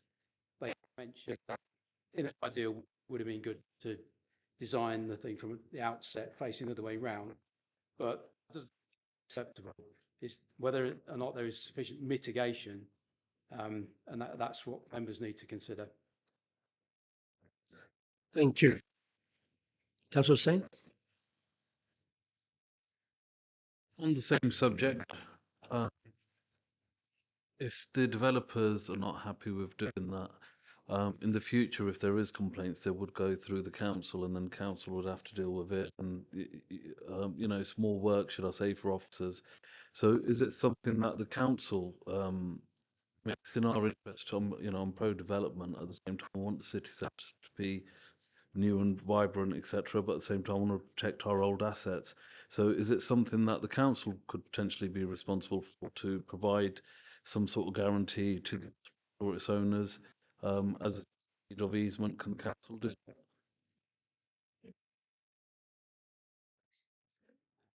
I think that's outside of the scope of planning. I don't know if our legal advisor would have any. Chris, you want to come in, views on please? that? Yeah, it would take you years to negotiate it, frankly. Wouldn't be done in 10 minutes. Sadly, clear, a nice solution, but no. Thank you. More questions? I did have some other questions, Chair, please, yeah. Go ahead. One was in regards to West One Central Point. Thank you, Chair. Through you, if I may. Yes, indeed, the of internal refuse stores would then be sufficient. And in terms of that, there is a condition recommended at condition 30, which requires a waste management strategy to be approved prior to the first occupation. Thank you. Can I ask Councillor Allen to ask a question? Thank you. Thank you, Chair. Mine was on waste management. We have so many issues in our city centre with developments. We don't practice the recycling because we can't, because it's not successful. But can we look at bunker bins and things? I mean, we've also got commercial units as well in this facility. So why aren't we looking at better improved visual amenity with our bins, and can we condition this? Thank you, Chair. Through, if I may. Councillor, yes, that we could condition that. Yeah, absolutely. Thank you. Councillor Sharp. Thank you, Chair. Two separate questions, but back relation to noise. So one of the statements you made in the report is the applicant was invited to redesign the scheme and declined. And then the comment in the report from officers is this is a concern to the pollution control team. Can you just expand on, given what we've heard today, whether that is still the case, and if so, what those concerns are? If you can clarify those. Thank you. Through you, Chair, if I may. Thank you, Councillor Sharp. Yes, the pollution control officers' strong preference, it's fair to say, is for the scheme to be designed, particularly as it's a new build element closest to the Ostrich Inn, is for that to be designed with bedrooms facing away from the noise source and with kitchens and bathrooms and hallways and staircases and so on and so forth on the North Street facade, so that when there is live music at the venue, people on the opposite side of the building and the building itself screens them from that noise. That is the preference. The absence of that design approach is not in itself a reason for refusal, provided that the mitigation which is proposed is sufficient. And it goes back to Phil's question to members as to whether you consider the proposed mitigation is acceptable or not. To follow up to that one, if I may, Chair. So did officers look at what the possibility was for redesign themselves, given that there was nothing coming from the applicant? So in the officer's view, could something better have been done or not? It's a difficult question to pose to somebody who's not an architect, which I'm not. But certainly, if you look at the layouts of the other elements of the scheme, it wouldn't be possible to simply transpose one block and put it on North Street. It would, as the agent has indicated, require a more fundamental architecturally led design to take into account fire control and building regulations and all that kind of thing. So it is for the applicant, essentially. And my second question, Chair, thank you. In terms of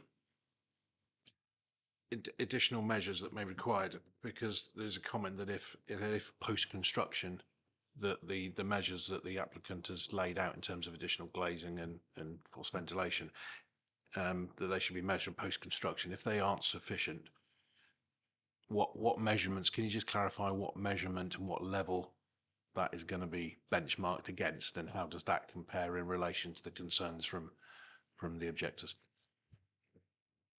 This second paragraph, page. Thank you. So, Chair, through you, if I may. I just need to remind myself of proposed condition 11. So I'm just going to turn to that.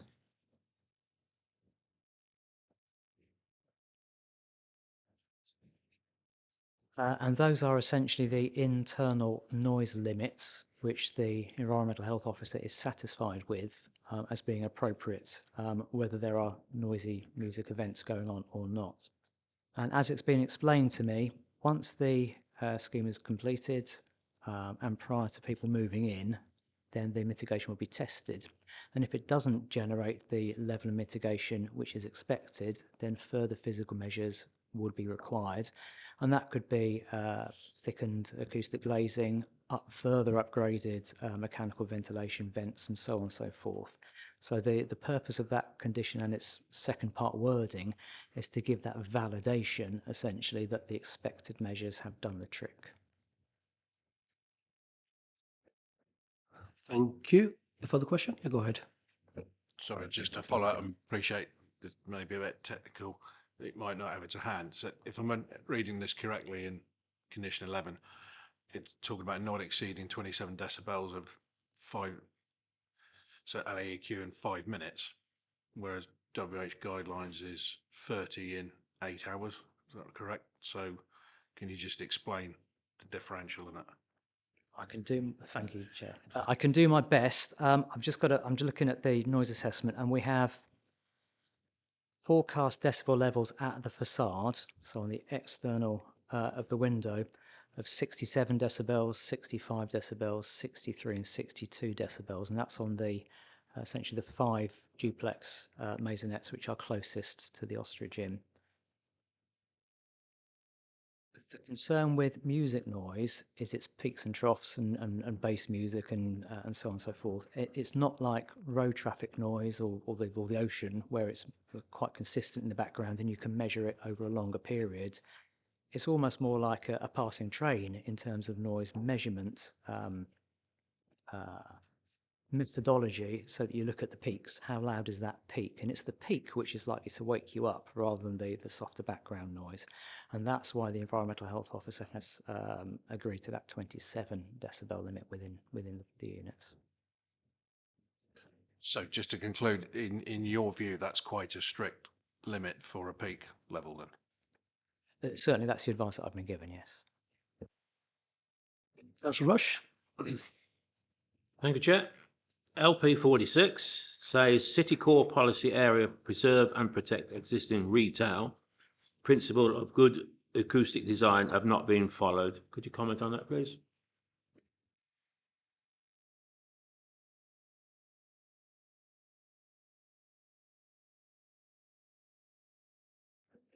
Take your time.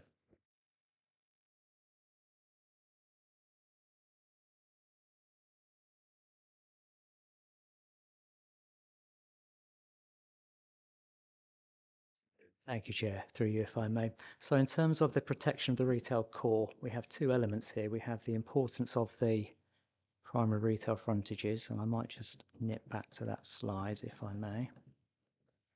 And those are the frontages where at ground level we see the most pedestrian footfall and which are most important to the vitality and the viability of the city centre as a retail and a leisure destination. Sorry, I'm going to go back and find those, which is these purple frontages here.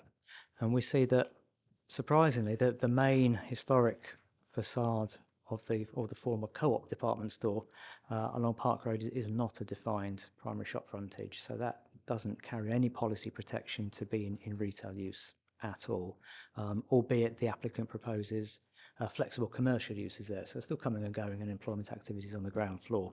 On the purple primary shopping frontage, yes, appropriate commercial uses are proposed there.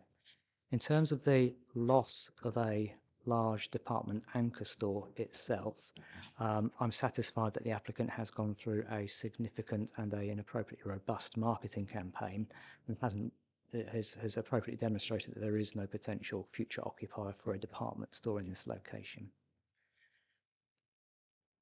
Yeah, I was thinking more of the existing business of the Ostrich, and the acoustic design should be followed so that it doesn't cause any problems with the existing Ostrich Inn.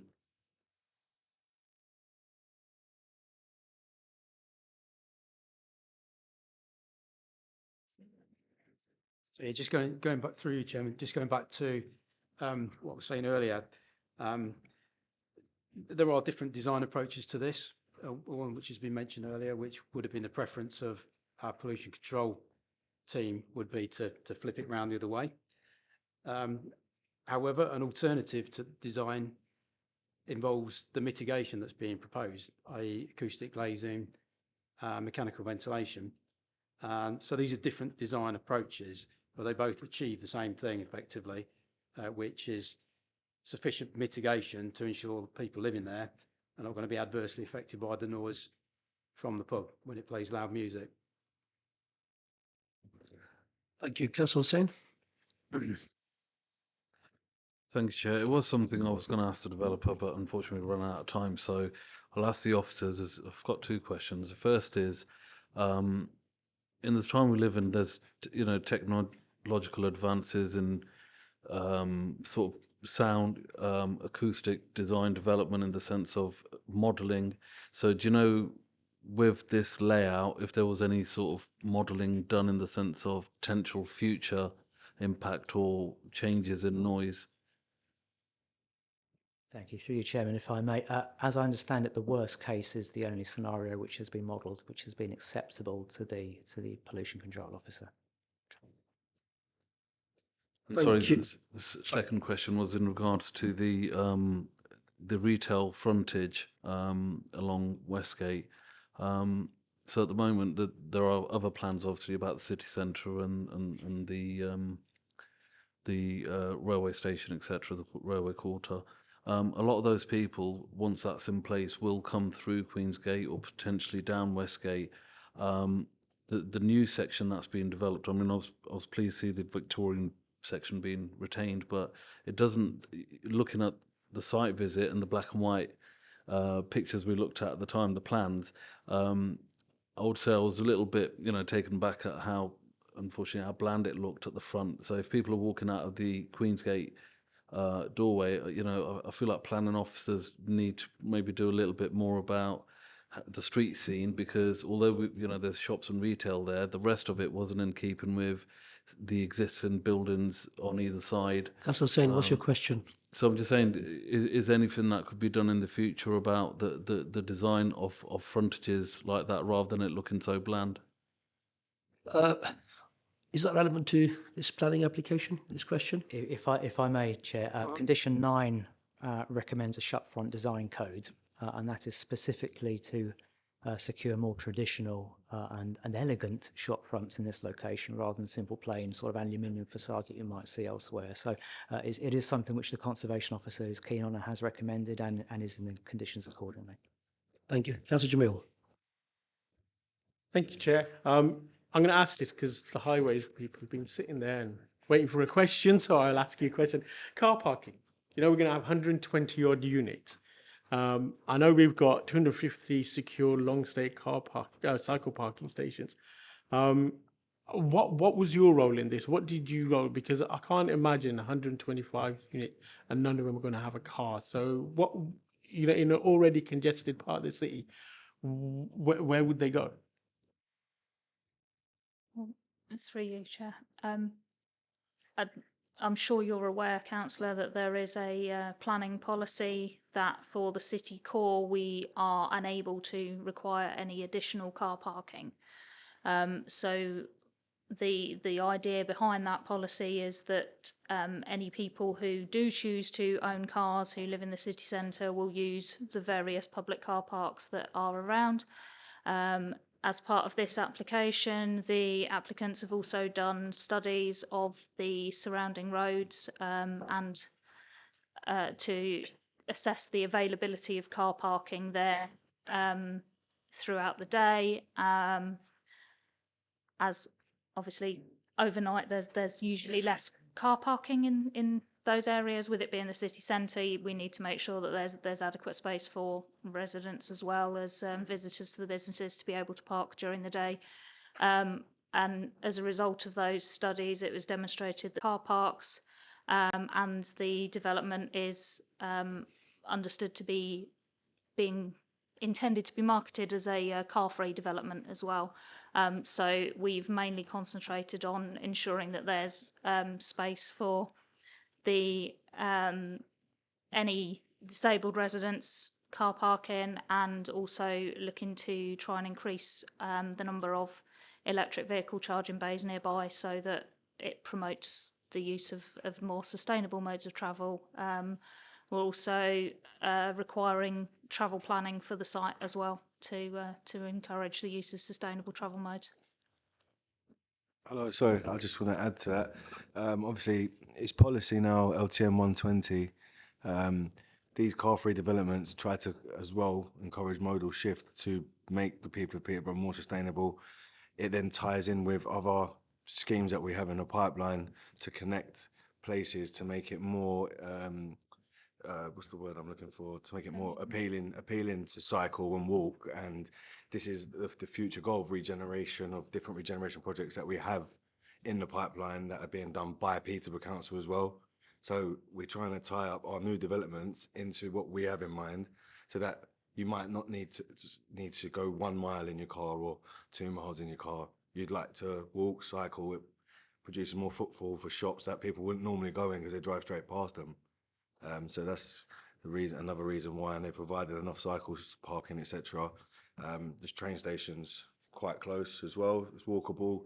You'd expect professionals to move out from London and those kind of areas up to Peterborough and then commute back into London. So that's why we wouldn't want that. You sort of touched on what I wanted to ask. It's about disabled parking. Now, what do we look at? Was there anything on offer, and where are the nearest spaces?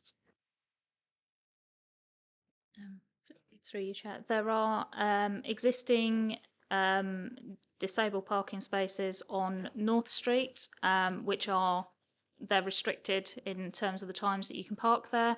There is also unrestricted disabled parking on Park Road, immediately to the frontage of this site, and also it's my understanding that the pay and display bays along there have also got the ability for disabled parking within those for limited periods as well. Thank you, Councillor Rush. Sorry, Sharp.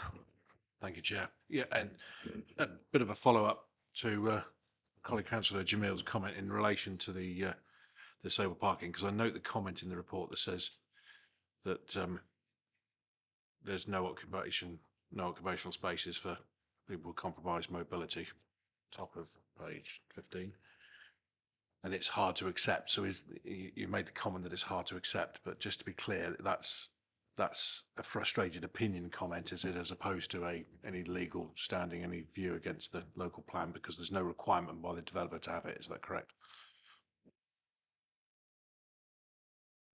Yes, I mean obviously the ideal would be for any new development to be providing disabled parking bays on site, but in view of the city core policy for parking being no car parking or no increase in car parking, essentially we've just had to look at what's available in the vicinity to make sure that there is at least some provision. Thank you. Any more questions? Councillor Rush? Has a acoustic design statement been submitted, in particular with respect to the habitable rooms facing the ostrich? Thank you, Chair. No, there hasn't. That's a good response. The best response I've got for today. Yeah, follow-up question? Yeah. Yeah, go ahead. Should one should a statement be coming forward?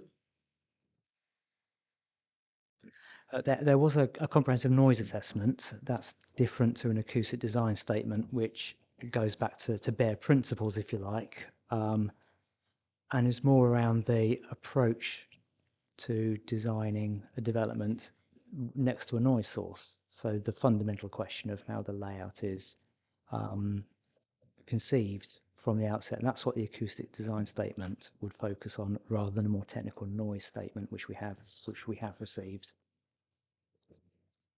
Thank you. I don't think anybody has any further questions. Am I correct? Okay, now, as we have no further questions, I would like to move to the debate. Who would like to start the debate?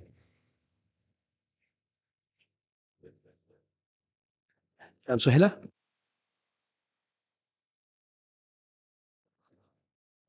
Yes, thank you, Chair. I haven't asked any questions at all. I've been listening to the questions, to the addresses, to the impassioned address.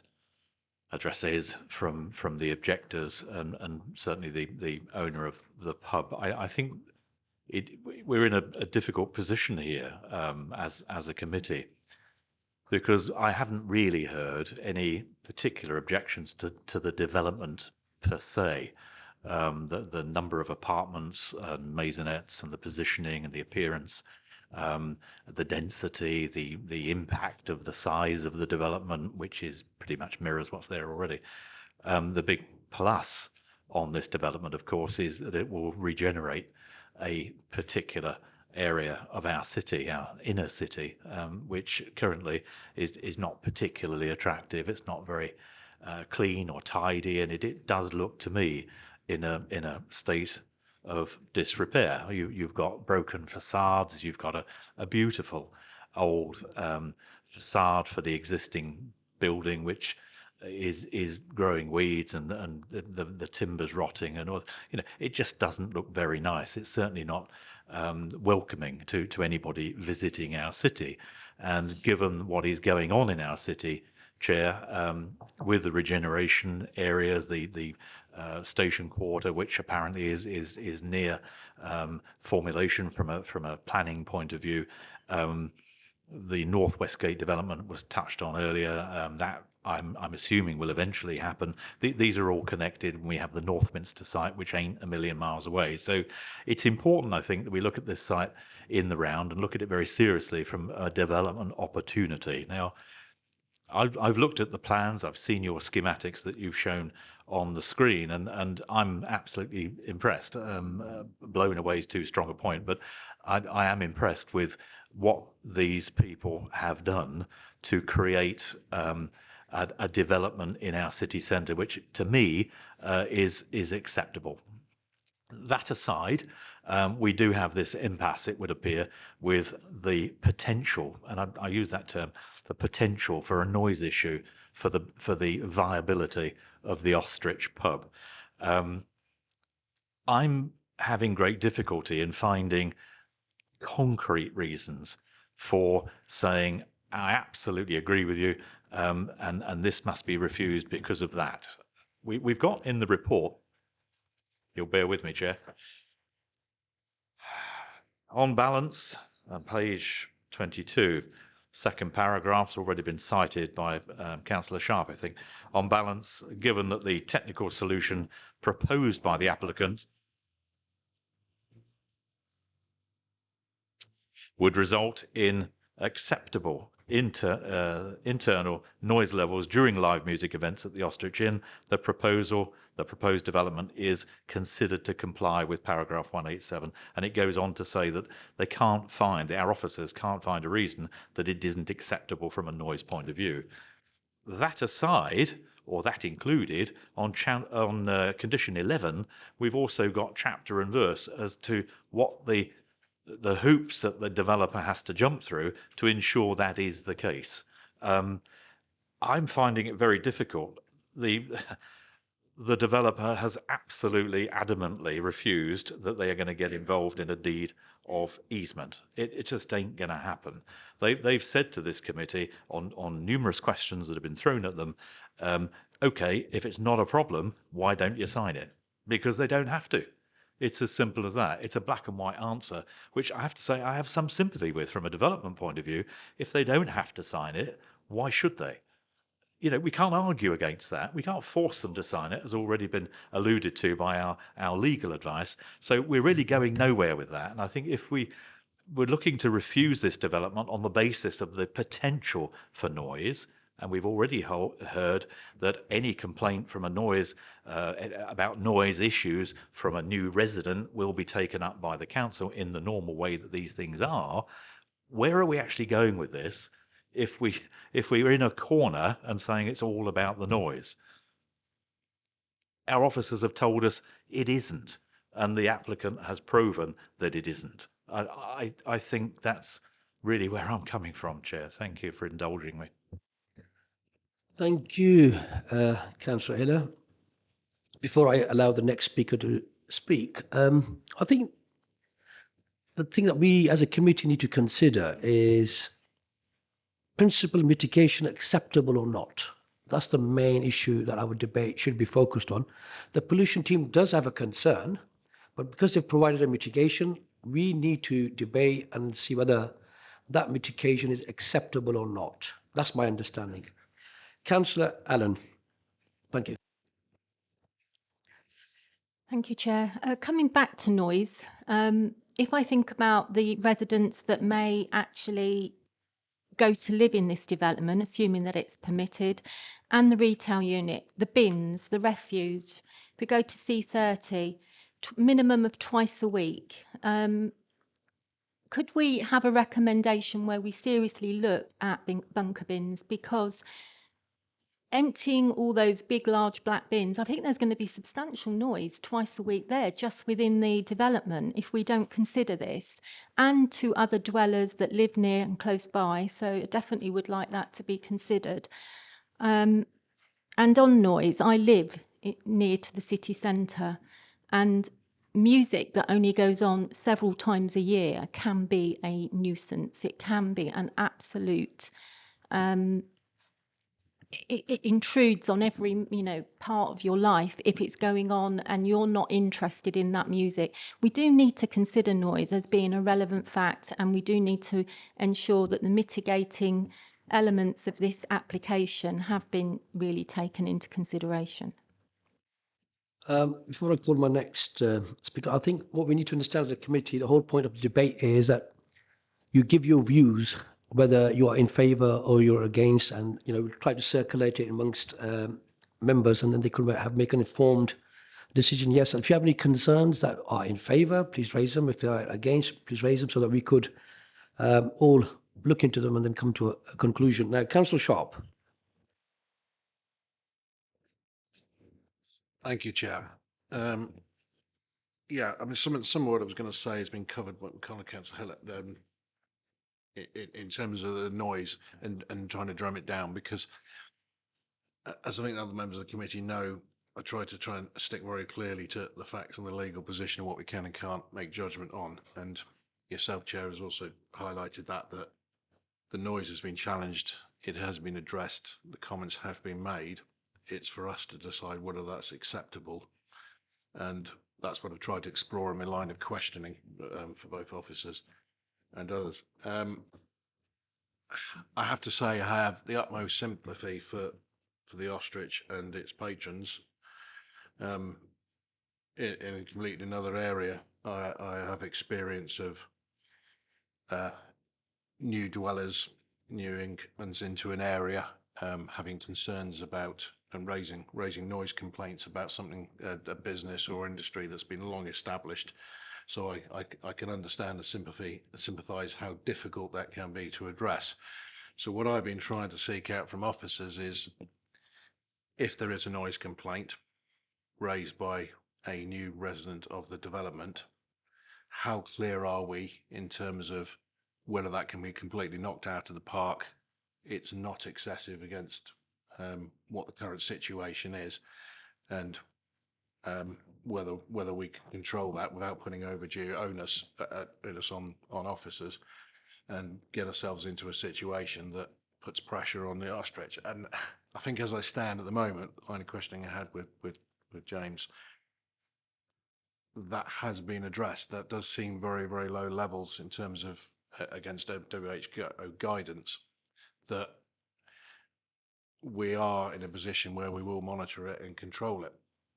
That said, I am a little bit betwixt and between, because I am very disappointed that the developer hasn't engaged more, at least attempted or demonstrated other designs, other design opportunities, how they might mitigate it, other than just what is stated by officers as the bare minimum in terms of noise concerns. So at the moment, I think I am struggling to find any reasons for refusing, so overturning officer decision based on noise.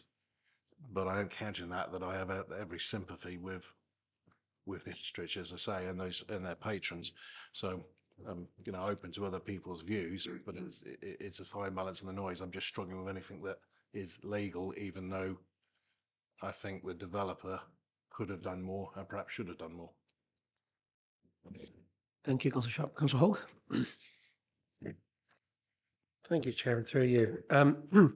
So I'm mindful of the fact that with a lot of these applications, we look very carefully about the views of the cathedral, and because of the cultural asset that it is. But it's not the only cultural asset that we have in the city, and I would suggest that the ostrich is indeed an asset that we need to protect for the future. You only have to look around the city centre at the various kind of independent pubs that are now restaurants or have closed completely. That it's almost the last man standing when it comes to our city centre. And I understand that things change, things move on, things evolve, etc., etc. But you know, you only have to look at the provision of shops in the city centre and how that has changed over the years. And you have to ask yourself, what parts of our city centre do we wish to retain? You know, do we want to strip the city centre of all those kind of assets and just be left with housing and a few shops? And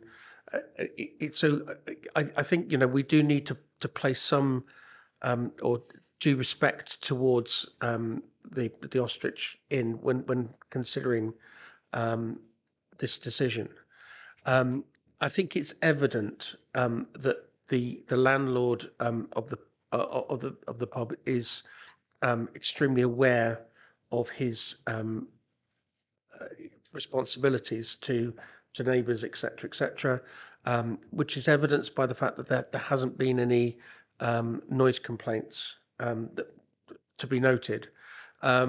So, this isn't a landlord who's going, well, I've always been here. We make noise, and you need to deal with it. He's obviously got a very positive attitude towards living in with other people and the surrounding situation. So I think that's to his credit, and deserves maybe more protection because of it.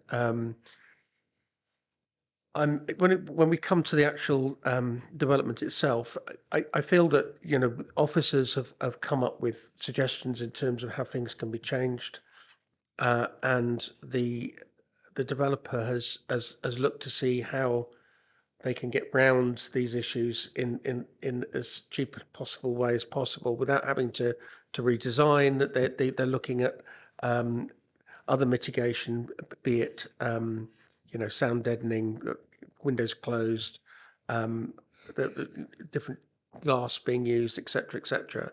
And I think it had been mentioned by somebody certainly that these things are all very well, but in practice, how well are they actually installed, and how much, once they're installed, how effective are they in reality?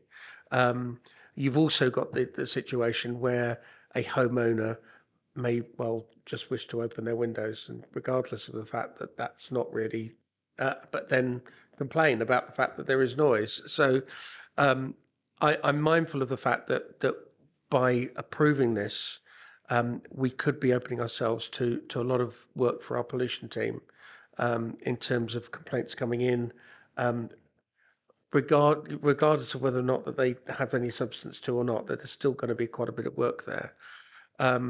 So I'm very much on the fence here in terms of my heart is saying this developer needs to go away, sharpen his pencil, and make some changes. I think it was very telling that officers said if we were able to ask for the deassessment as a condition, we would be doing so, and I think that is very telling. I think the fact that the developer is basically saying, I don't need to do it, so I'm not doing it, seems to me not in the spirit of maybe what we would want to see in our developers. So in all the round, I'm leaning towards voting against, but it's very tricky, as has already been outlined by a number of previous speakers.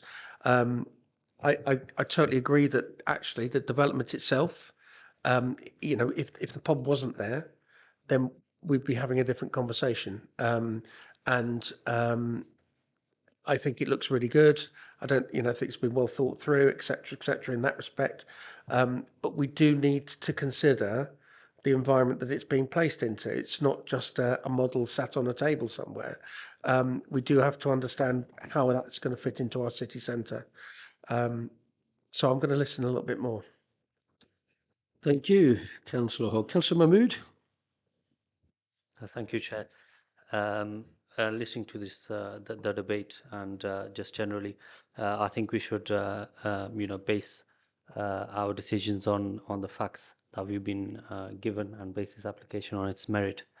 And the evidence, you know, presented in front of you is quite clear that despite, you know, the concerns of noise, the applicant has done, you know, what needs to be done within the requirements. With regards to getting complaints with regards to noise, my answer is why buy a property next to a pub? You know, if you don't want that noise level, that is my view, and I'm inclined to go with the officer's recommendations. Thank you, Councillor Mahmood. Councillor Jamil? Thank you, Chair. I'm going to start off by saying I'm a bit disappointed with this whole process, because I think a good, vibrant city needs a healthy city centre, which is a mix of retail, office and residential. The way we are going is we're going to end up with more residential than retail, and it's going to affect us. And one of the other things that we need is entertainment. Now, the Ostrich is one of those pubs that provides that. Now, I don't want to ever be in a situation where we lose that. However, you know, I've got to then balance it with, as a ward councillor, with, you know, I'm looking at a £22 million development in my ward. You know, it's been empty for far too long. Beales, to their credit, tried to run it. You know, I then look next door where, you know, I'll be waiting for North Westgate for over 40 years. It's still not happened. Northminster's happening. Now, you know, it is very much a hearts versus minds thing on this one. And I do feel sorry for the, you know, the landlord of the Ostrich pub. But for me, we are creating work for ourselves, you know, if we allow this development to happen, but we have that control. We, you know, if the complaints do come in, you know, hopefully our officers will be mindful of the fact that, you know, how we came to this decision today. So I'm of the opinion where I actually, you know, looking at it, I am going to be voting to allow this permission to be granted. Councillor Jamil, I'm also Central Wards councillor. The size and shape of a business doesn't matter to me. Principle of fairness, I think that's what we should be looking at. Now, Councillor Rush, please. Thank you, Chair. I find it very difficult then where Councillor Jamil says we've got a £22 million project going up, which is good design, all in favour of. But I find that the stubbornness of the people sitting at the table today won't even think about changing the design of 2 maisonettes for what it would cost to help improve and save the Ostrich Inn. This city is trying to get more people in the city. We've got a university coming in where young people are coming in. Where will they go? That's why people go to Leicester, Nottingham, Newcastle, many places for nightlife. The way this city's going on, we'll have no nightlife left for them to go. And I find it's very sad that people could not even think about spending a few £100 not to put in an acoustic system to help the Ostrich to carry on into the future. Of course, we don't know what's going to happen in the future, but something could be done now to preserve the life of the ostrich, and I will be voting against this application.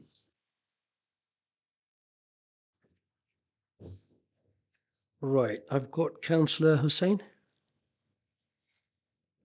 Thank you, Chair.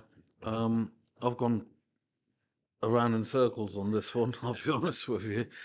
Started with one opinion, ended with another, then started back to another one. It is difficult.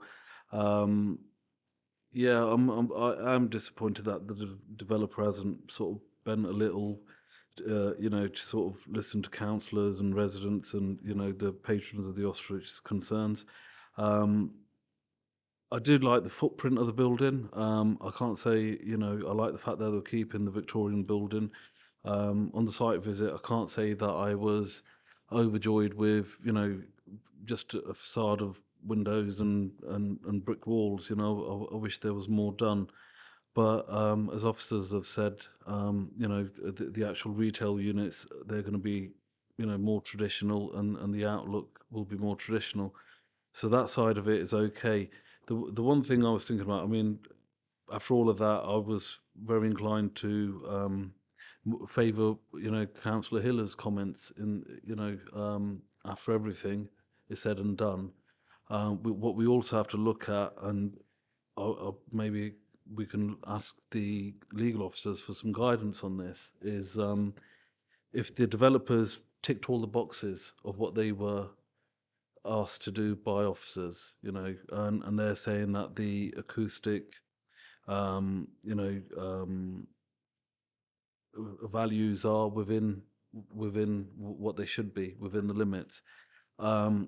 If this was then refused and went to appeal, what would the chances be of that being overturned and then it costing the council money? So it's not just a duty, obviously, to the patrons of the ostrich, but it's also, as a committee, but obviously we have a duty to the people of Peterborough and saving money. So that's something I'm mindful of, and what's probably tipping me the other way. You know why I'm laughing? That's my favourite phrase. Councillor Warren.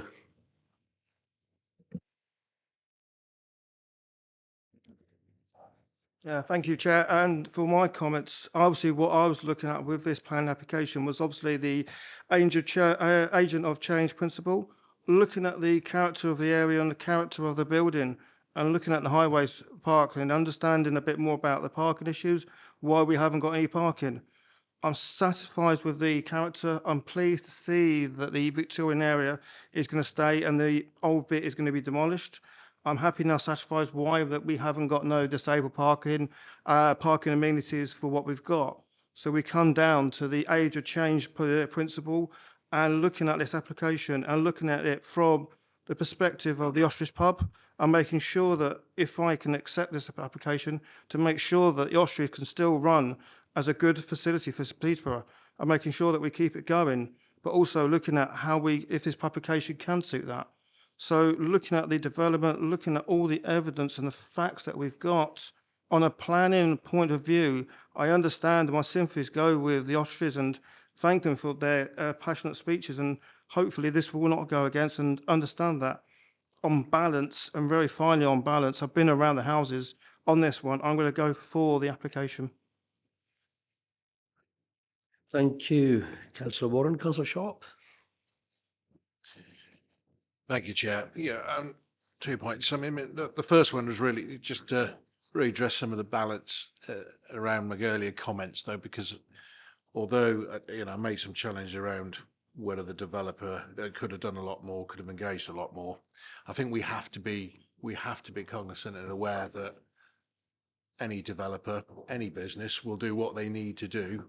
Maybe a little bit more, but will do what they need to do. They are not going to spend hundreds of thousands of pounds or millions of pounds extra in terms of losing property, taking properties out, redesigning, if they don't need to, if they've met the letter of the law. And that's where we're at, as far as I'm concerned, because I don't know whether it's by accident that the agent of change principle slide's been left up for the last duration of 20 minutes, but picking up on Councillor Warren's comments, for me, this all boils down to 2 words on that slide: suitable mitigation.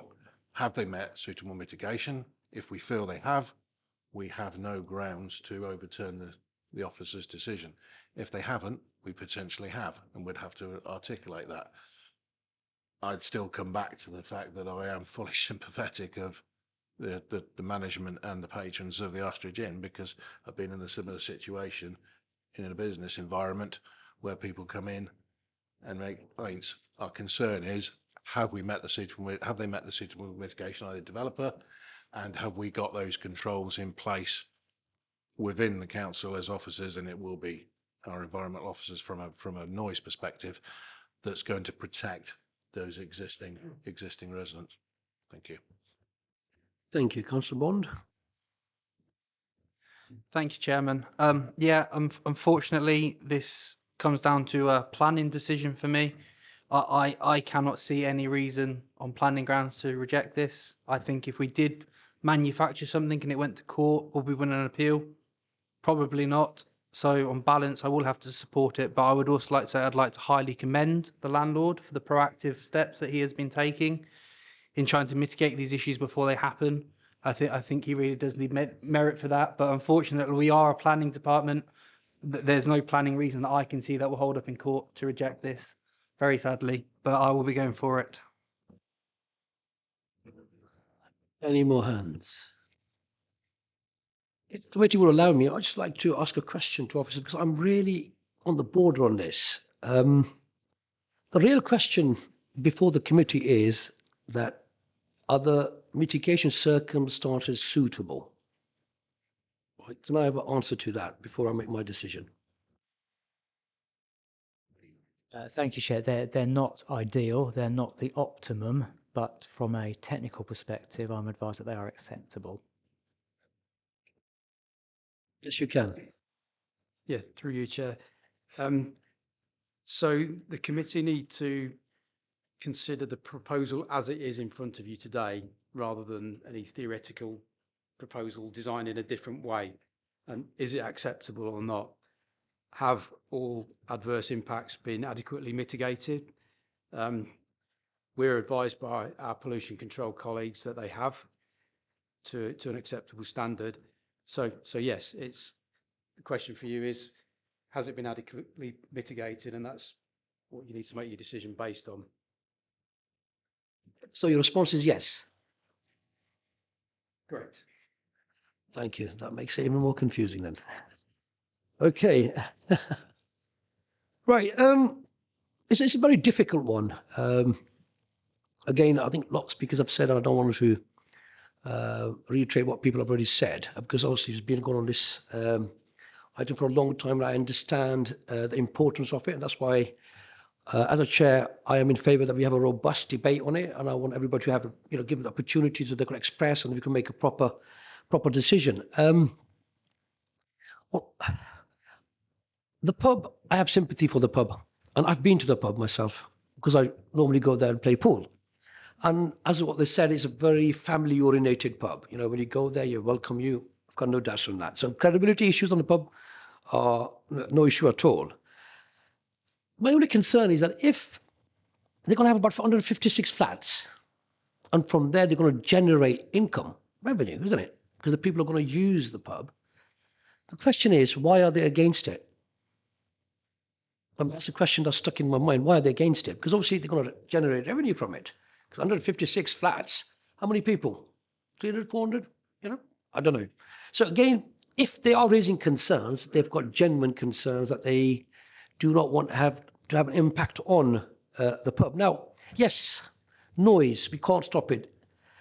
If somebody wants to make a complaint, there's a statutory procedure that you need to follow. Do we have the resources to do that? 156 flats, everybody decides to make a complaint every second day. Where officers are going to spend their time? Okay, again, that's a question. So yes, Councillor Hiller, sorry, made good points, but I don't believe that he's addressed, from my opinion, I could be wrong, that's my opinion, the mitigation issue. What the main issue that before the committee is the mitigation issue. So I know, yes, he's given a good overview and good points and about the development. Yes, I'm all for it because it's my ward. We're going to have investment. I'm happy for that.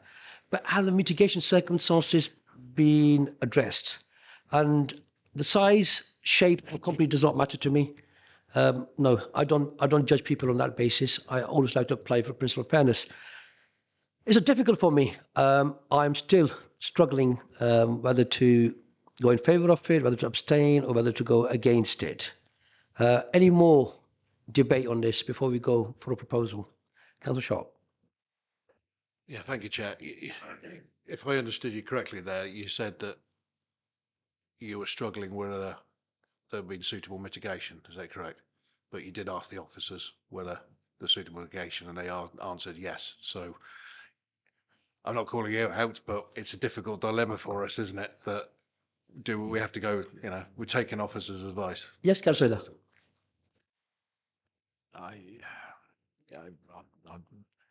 I empathise with Councillor Sharp's comments. You did ask officers the question, and the response, if I might, Highways, please. Thank you. If I might, you asked the question, and the response was categoric. Yes, not as much as they would like, perhaps, but they've jumped over the height of the bar, and the bar was set from a planning policy point of view. I think we need to be very careful that if it is refused, this application, if the recommendation is for refusal, you need to have a good reason for it. You need to have a planning policy reason for it, and I'm not sure that there is. And my fear here, and I think planning policy, I've sat on this committee for many years, as you know, we have to have the right reasons and the rationale, rather than just emotion, with respect. We have to have the right rationale for a refusal against officer's recommendation. You know that, you're the chair. My concern here is the pub has made some very, very valid comments, very valid indeed. And there is this fear of the unknown. And it is a fear of the unknown. But the pub has already said, and there's been questioned about it, that they have had no complaints whatsoever over the last few years or whatever. So is it likely, given that the existing properties haven't complained, the residents of those properties haven't complained, and they've been through all types of bans and noise and all different types of the year, doors open for minutes on end and then doors closed, is it likely that the potential residents, the new residents, if this is approved, of these apartments and maisonettes are likely to complain? And if they do complain, those one or two people that might be affected because they don't like the music, if they do complain, is it likely that those complaints are going to get upheld by our environmental protection folk? I think that's possibly unlikely. I don't know. But I have to think, as we have to think as a committee, what are the planning reasons if we are likely to, or we're minded to refuse this application? Just a point I would make. Thank you, Councillor. I don't want to enter into a debate. The first response I got was not yes or no. The second response I got was yes. Okay? I'm noting everything. Councillor Hogg. So from my point of view, that there's a lot of ifs, buts, and maybes floating around. That ultimately this mitigation for sound. That they were advised by our officers to make changes to the design. They came back with a solution that just met the criteria. They basically have designed something in that will just fit that criteria by using the mechanical and building materials, etc., etc. And so we have to assume that will be installed in the correct way, and that the new residents will use those mitigating things in the correct way. If there are complaints, we have to assume that because of the sound levels that have been recorded, that they won't go anywhere. There's a bit of a wing of a prayer here going on from my mind. There doesn't seem to be any margin for error. I think somebody else was saying about when it comes to structural engineering, you don't design in for the load that you want. You put a margin of error into that design. So if things go outside of what you expect, then at least you're still covered. And it just seems to me like as I said, it's the pencils come out and they've tried to shave as much off as they possibly can to get into just below that bar or just above the bar, as it were. And there's no margin for error. In a number of different ways, this could go very wrong for the pub. And the city could be denied a cultural asset. I've no mind as to, as far as I'm concerned, that the pub is exactly that. It's a cultural asset that needs to be protected. So I can't vote for this. I think I'll probably abstain. I can't vote for this because I see the direction of travel that this is going, and I feel that by allowing this to go through, we end up with an outcome that is extremely distasteful to me. Thank you. I think we've had a very detailed and comprehensive debate on this. I would like a proposal from the committee now. Councillor Hiller. Yeah, thank you, Chair. I'm content to make a proposal, not happy at all, because it is a very difficult, perhaps for someone on balance, decision, or certainly there's a great deal of emotion in this. But my proposal is we accept the officer's recommendations with the conditions therein. Thank you, Chair. Thank you, Councillor. Do you have a seconder? Councillor Mahmood. Yeah, Chair, I'll second that. Okay, in that case, now we go to the vote. Am I correct? All in favour?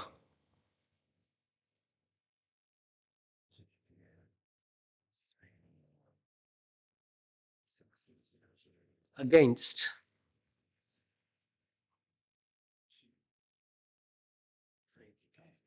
Abstention?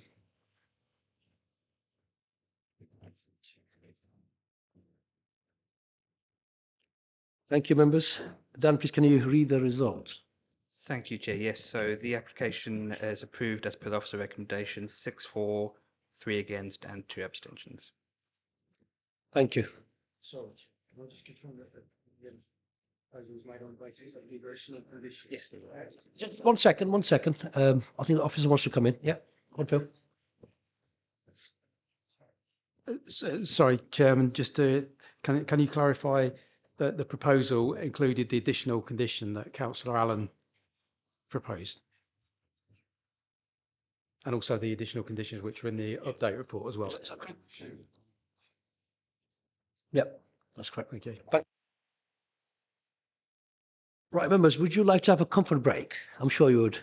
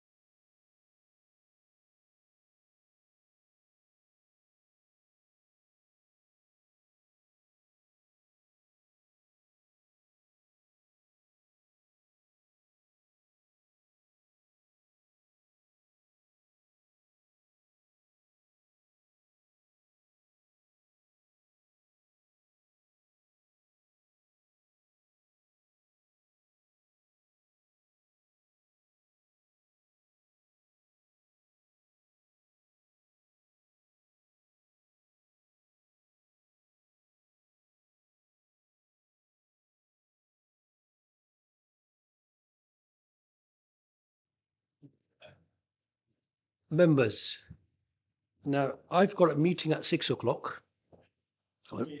Same here, and considering that I've got a meeting at 6 and other people got meetings as well, I think we're just going to do item 4.2 and 4.3, and we'll see how long it takes us, and then we'll decide if we can't get you the rest of the items done today, then we'll have to adjourn them and probably have another meeting some other time.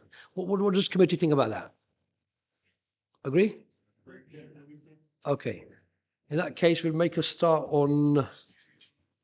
Yes. Sorry, Chair. The TPO issues are time sensitive in terms of there isn't an opportunity to confirm the orders before they lapse because there isn't another committee before they lapse. So this is the last opportunity the planning committee can have to consider the confirmation of these 3 orders.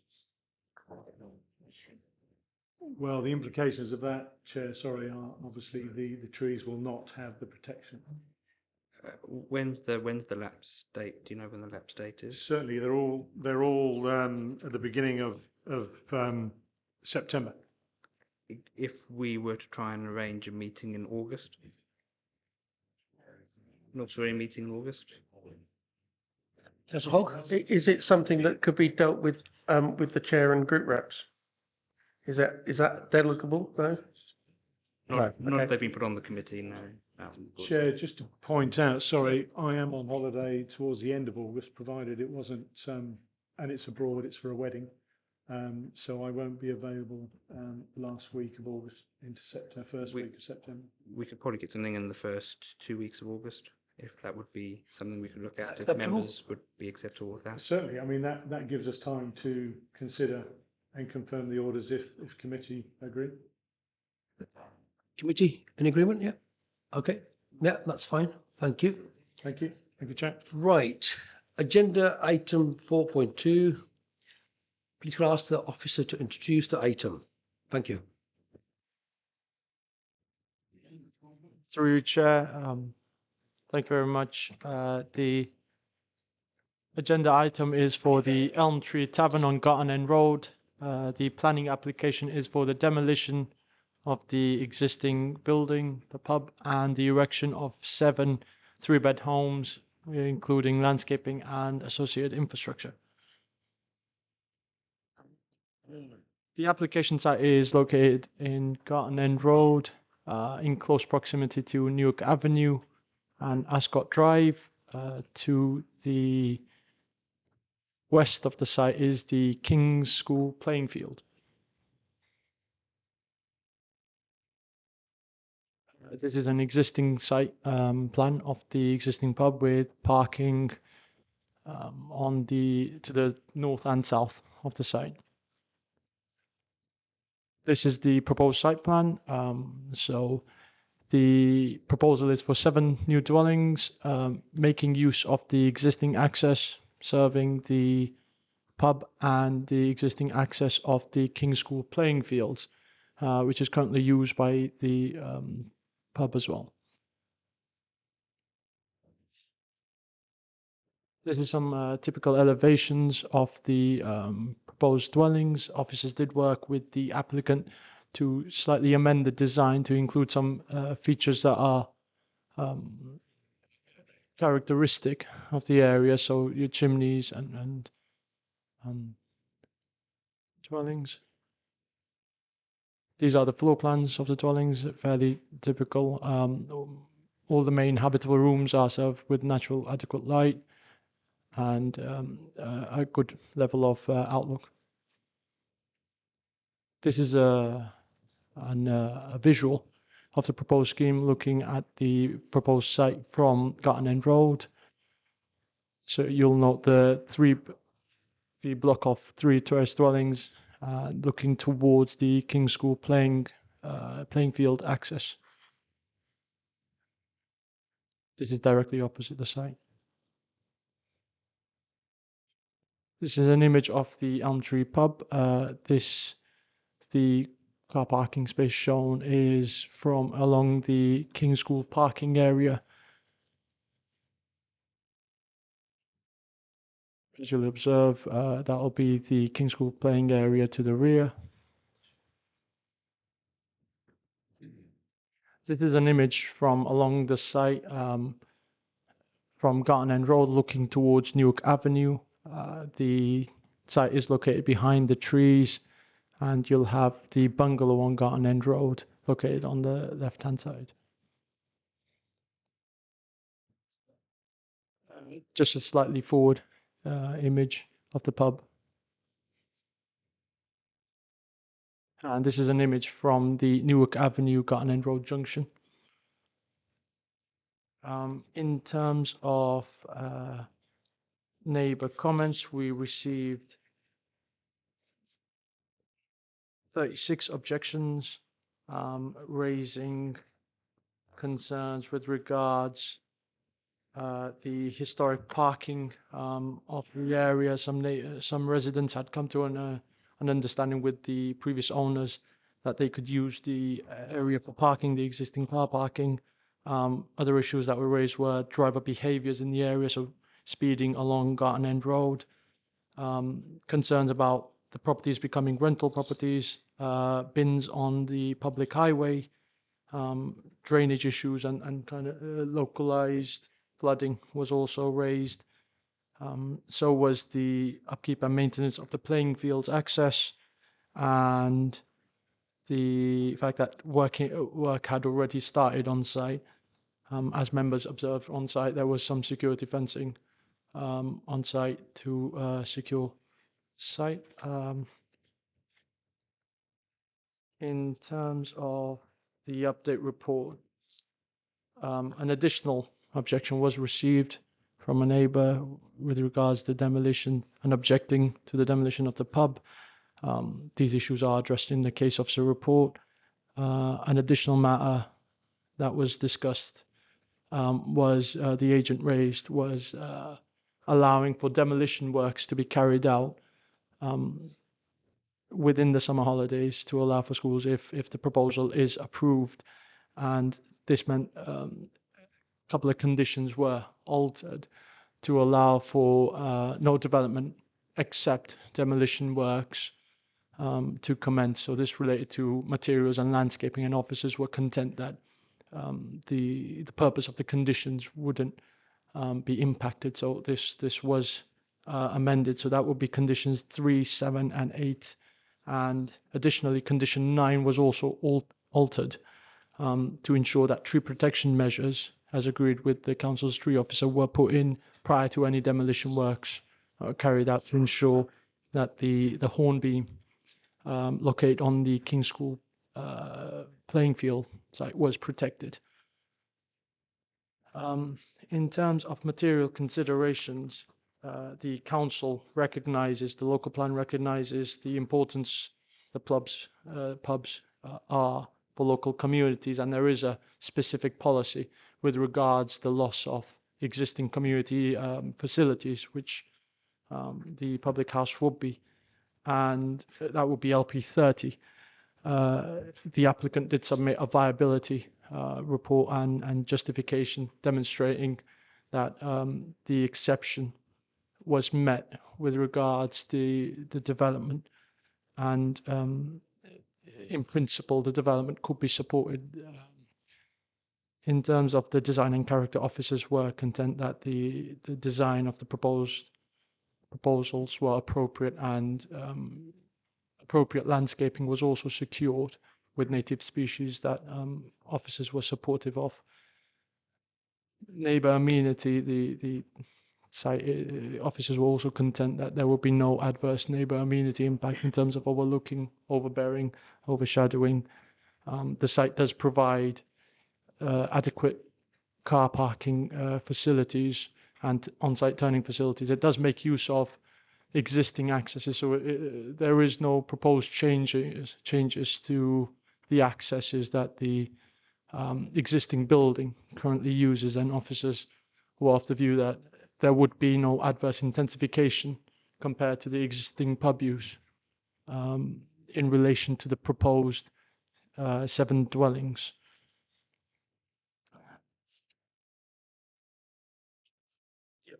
So officer's recommendation was an approval subject to the recommended conditions relating to materials, landscaping, and the other necessary details to ensure there was no adverse impact.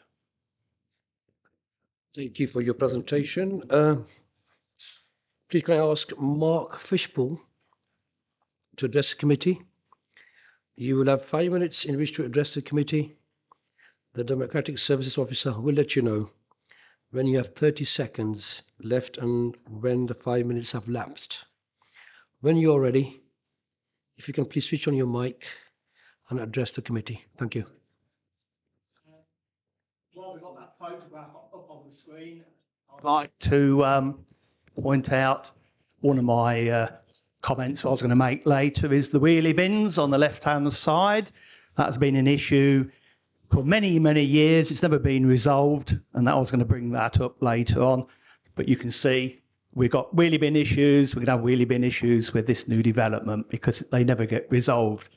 I'm speaking on behalf of a lot of local residents. Some wanted to be here today. Work issues, child issues, they couldn't be here. Garton End Road was built many years ago in the 30s, a lot of houses, private residences, many detached residences, semi-detached. We feel this development is out of keeping with this end of Garton End Road. Nearly every other house is rented in Garton End Road, believe it or not. We've had issues with rented properties for many, many years. It's all on record, all emails sent to all the relevant council departments. We've got ongoing issues with rental properties at the moment. The council just can't get to the bottom of sorting these issues out. Some of the residents have had to speak to people and try to resolve these issues over the years themselves, me included. Luckily, some of the the people who are troublemakers move on, and then peace comes to Garton End Road for a few months. But this pub never came onto the open market, so nobody could put any bids in to put any other uses to this public house. Okay, we know it was a failing business, but the building could have been revitalised into many, many other purposes, but it didn't come onto the open market, so we are where we are. Some developers have bought the land, they want to knock the pub down, and they want to build houses on it. The first application was 8 houses, now it's 7. We still feel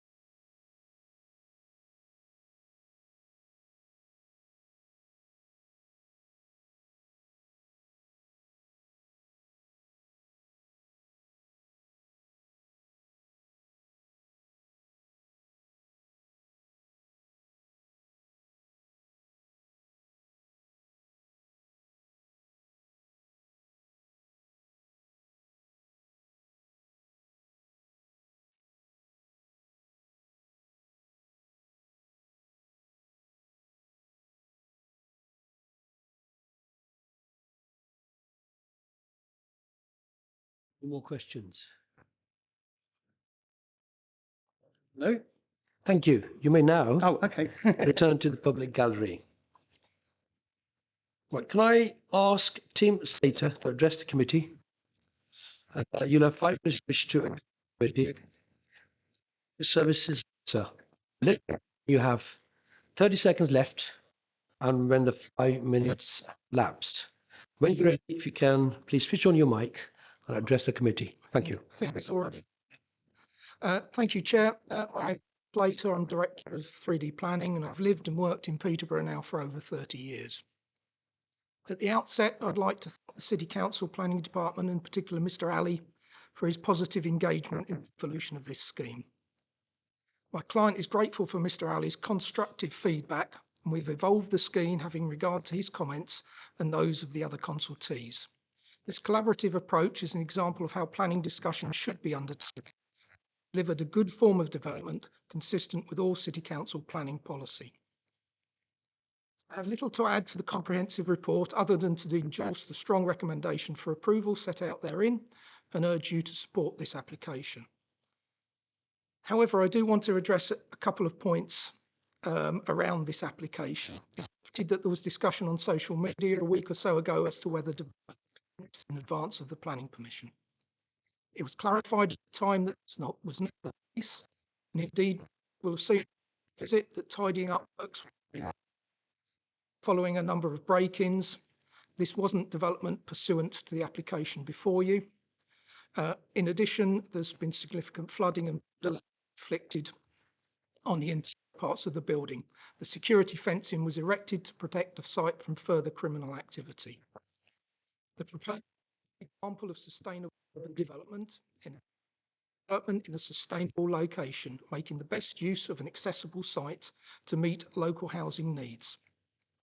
The site is urban brownfield land, and as such is given a priority for use to enable new development in both the local plan and the NPPF. The NPPF confirms that good design is an integral part of sustainable development, and it's considered that not only is the proposal a significant improvement on the unattractive appearance of the existing site, it is an example of good residential design in and of itself.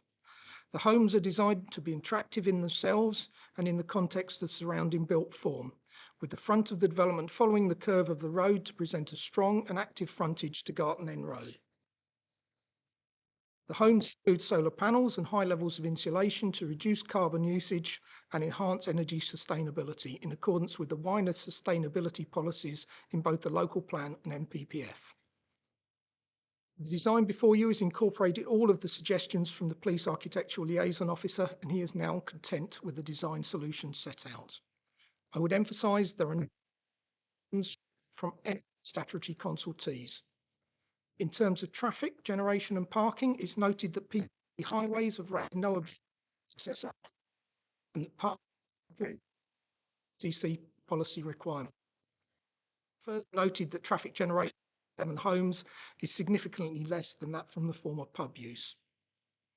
In terms of delivery, my client has a track record of small, high-quality developments in and around Peterborough and North Cambridge, and he has every intention to build out the development for you as soon as possible, subject to planning.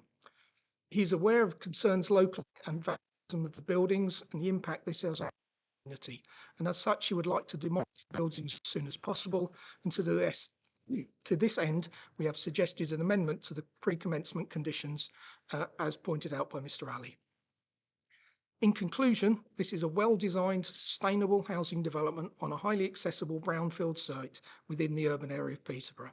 It is consistent with all material planning policies as confirmed by your officers, and therefore on behalf of my clients, I would request that planning permission be granted in accordance with the amended recommendation. Thank you. Thank you for your presentation. Do members have any questions? Councillor Hogg.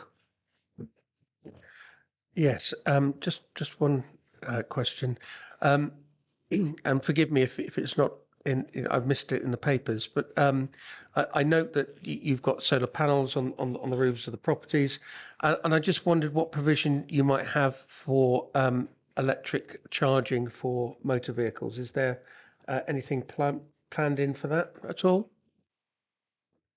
I don't recall whether there is, but it would be up to you if you wanted to impose a condition, if that was reasonable. Given that the parking is on a parking court as opposed to driveways, that's sometimes quite difficult.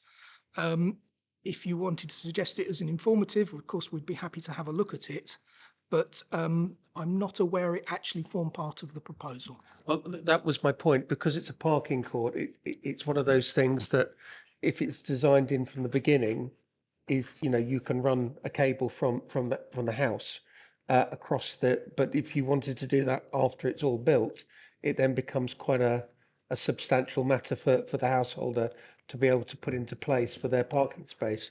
Councillor Hall, can I just interrupt? I think Mr. Ali wants to come in on that point. Thank you. Through you, Chair, there is a condition 11, that requires a scheme for EV charging points or a scheme providing the servicing to allow for future installation of EV charging points as per policy 11. So, does that address your question? Thank you. Sorry, there is one other question. So the parking to the side of the, so as we're looking at it there, it would be basically where that parking is now, which is access not from the road but from the access road to the playing fields. I just wanted to clear up what the ownership of that is and how do these householders have access to those parking spaces? This has been subject to quite a lot of legal toing and froing. The site has legal rights of access across the access shared with the King's School parking playing field, and they have right of access to use that and to access the highway from that. The land shared with the King's School is both parties have access rights across it. So what impact does that mean when it comes to maintenance of that road, as it were, access? Oh, beg your pardon. Ultimately, the situation's unchanged. The situation as it stands would be the owners of the Elm Tree Public House would have done that, and the King's School would have had rights on that. I don't know about membership. Maintenance rights. These are rights to cross the land, not necessarily rights to undertake works to it. Councillor, I think that would be a question for officers. Yeah, thank you. No problem at all. Any more questions? No, thank you. You may now return to the public gallery. Right, members, questions to officers. Councillor Hogg. Just leading on from that question, essentially, what happens with the maintenance of that access road? Presumably the road is owned by the school, but if there's works that need doing on it, would the houses have to make a contribution?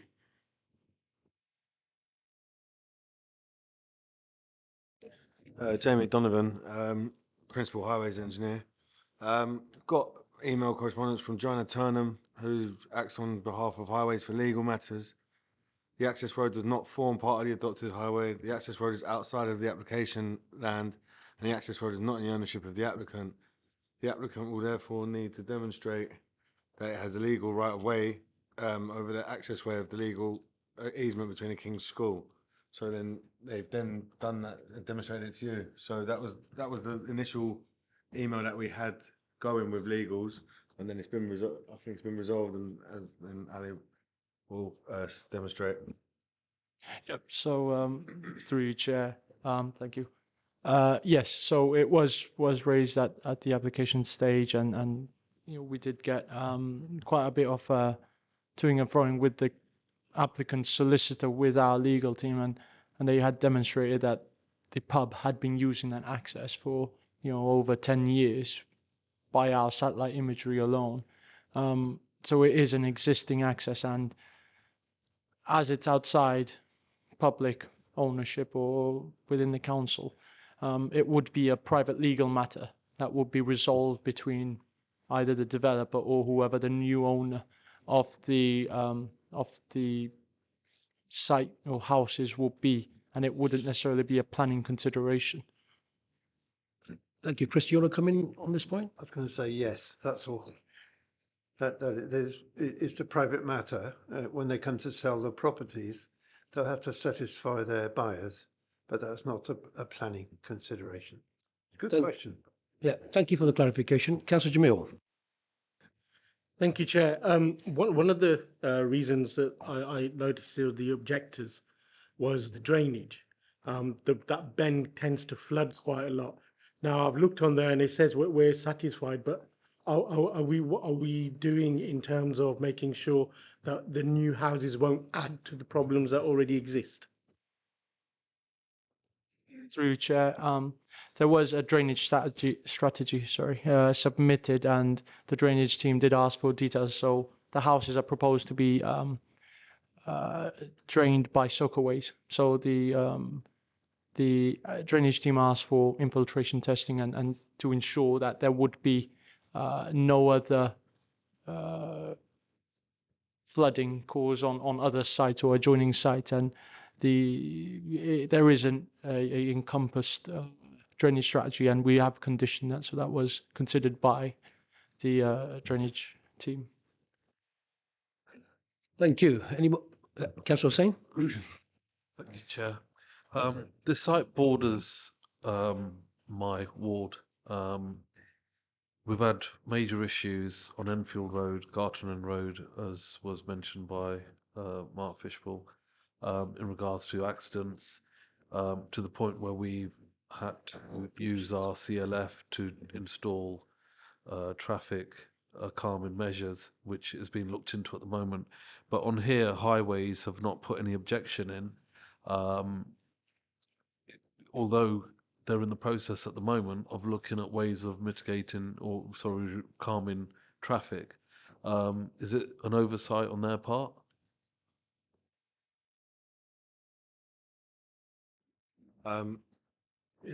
So obviously, because the use has been downgraded from, I had the parking spaces here.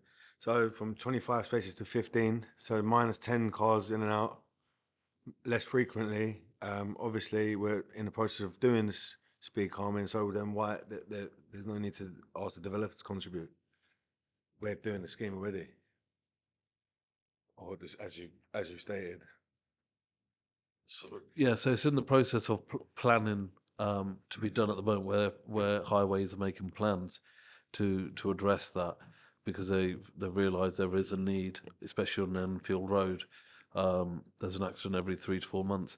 So the other part of that question would have been basically, so why is there no, Section 106 say towards say that scheme? No. Through you, Chair, the Section 106 monies, or if there is any contribution, would be entirely to make this development acceptable. And as Jamie has kind of talked about, the highway impact is lessened. There is no intensification, so there is no additional impact. So it would be unreasonable for us to secure any monies to. Had there been a further or more impact, we could secure that money to make this application acceptable. But because it's downgrading that impact, it would be unreasonable. Yeah. Councillor Hogg? Just going back to the use of soakaways for drainage, did we look at the possibility of asking for rainwater harvesting systems? Would that have helped in that regard? Through you, Chair, harvesting of rainwater, water butts, and kind of green roofs are beneficial, absolutely, and they would benefit the development. But our development team the drainage team was satisfied with the drainage strategy that was submitted, given the increase in permeable paving, bearing in mind that the existing pub had a lot more hard standing. The proposal does create areas of grassed areas and permeable paving, in addition with the soakaways that we were satisfied. But thank you. Councillor Allen? Is it conditioned that the landscaping is actually grassed and not paved over?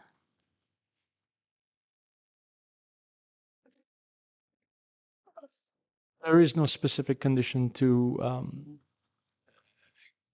have the applicant or whoever moves in to keep those grassed areas grassed, no.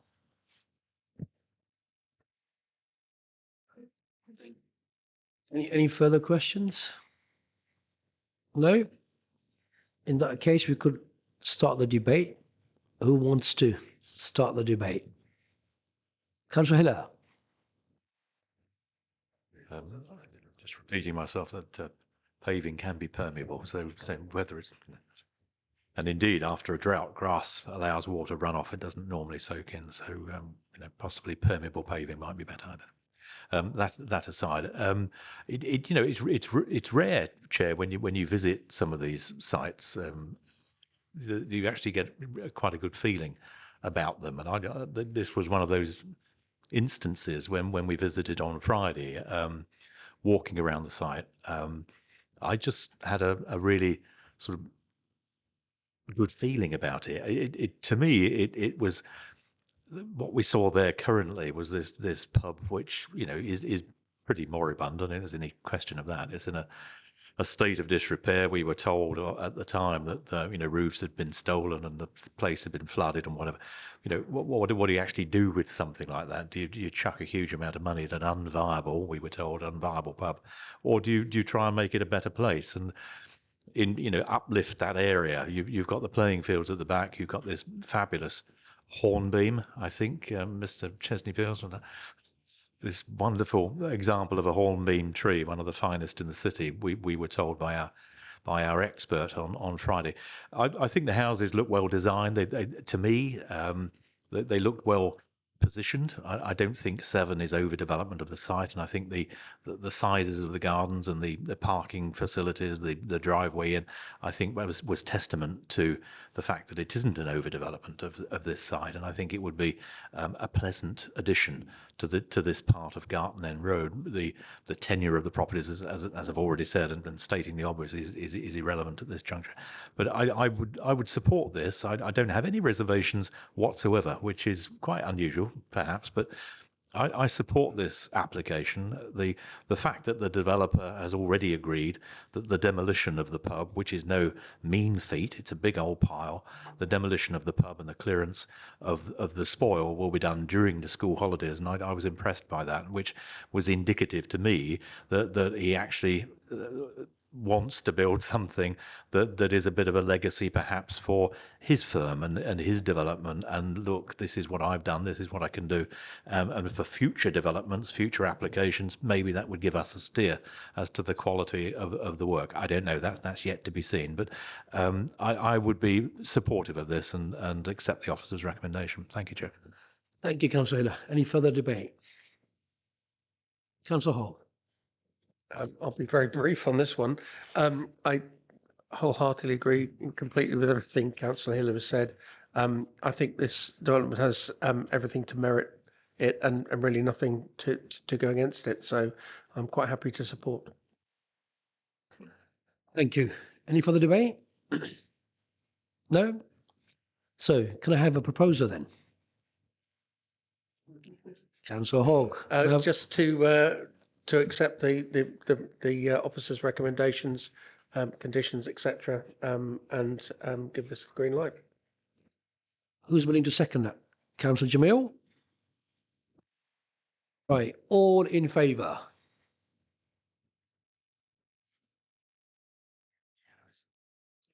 Because it's unanimous, I don't think I need to ask.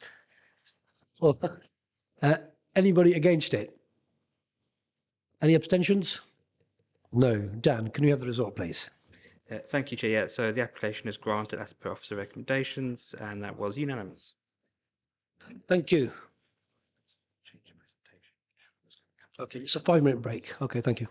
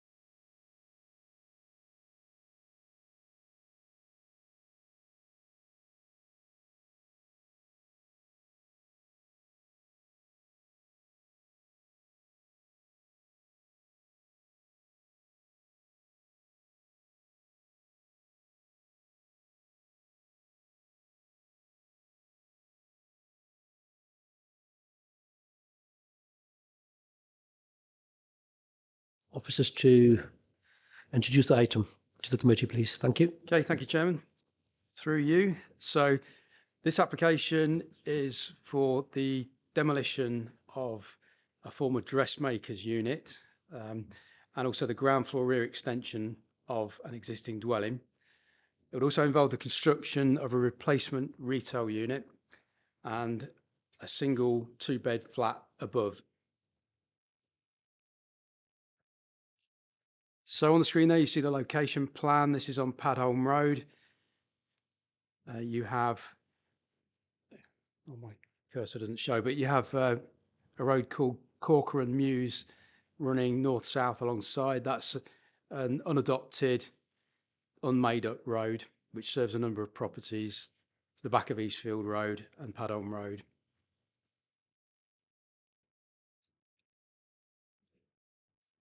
This is you've got a garden associated with this dwelling, and you've also got this unit here, which is annotated on the plan as a retail unit. In fact, it was a dressmaking business which got planning permission back in 1985, I believe, and it was restricted to only that activity.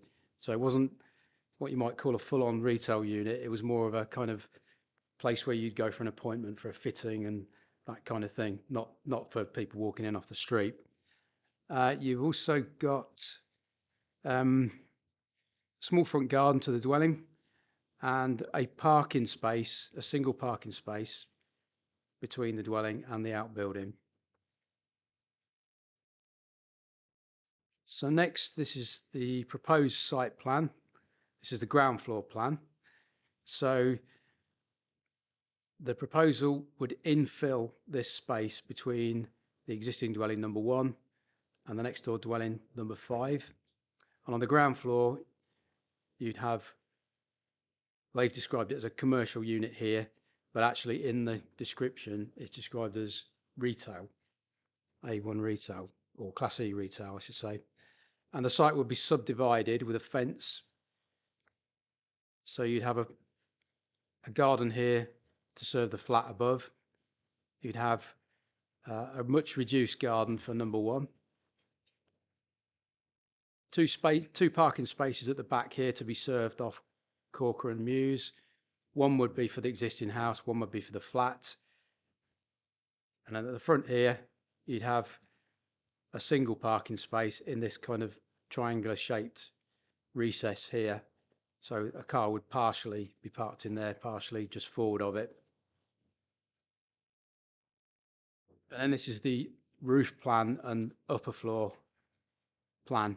So as you can see, this would be an infill with the same ridge line, same building lines, same eaves height as the existing dwellings on site. This is the first floor plan showing the 2-bedroom flat.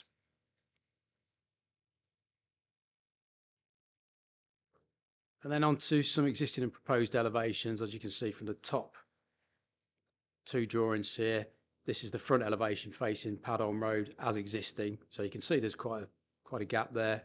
This is the existing outbuilding that was a dressmaker's. And this is the view from the north, showing the back of number 1 Padholm Road and the back of the dressmaking unit. Proposed elevations, the Padholm Road elevation. So yeah, a fill-in with the same ridge height, eaves height. This would be the shop unit, and then there would be this recess in the middle here, sort of irregular triangular shaped recess. And this is the view from the back as proposed.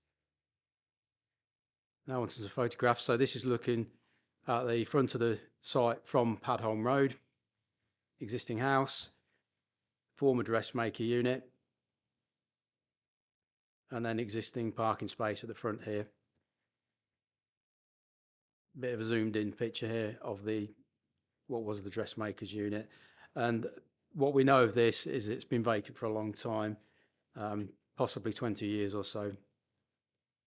So effectively now it is just an ancillary building to the house, although it still does have theoretically a permission for dressmaking use.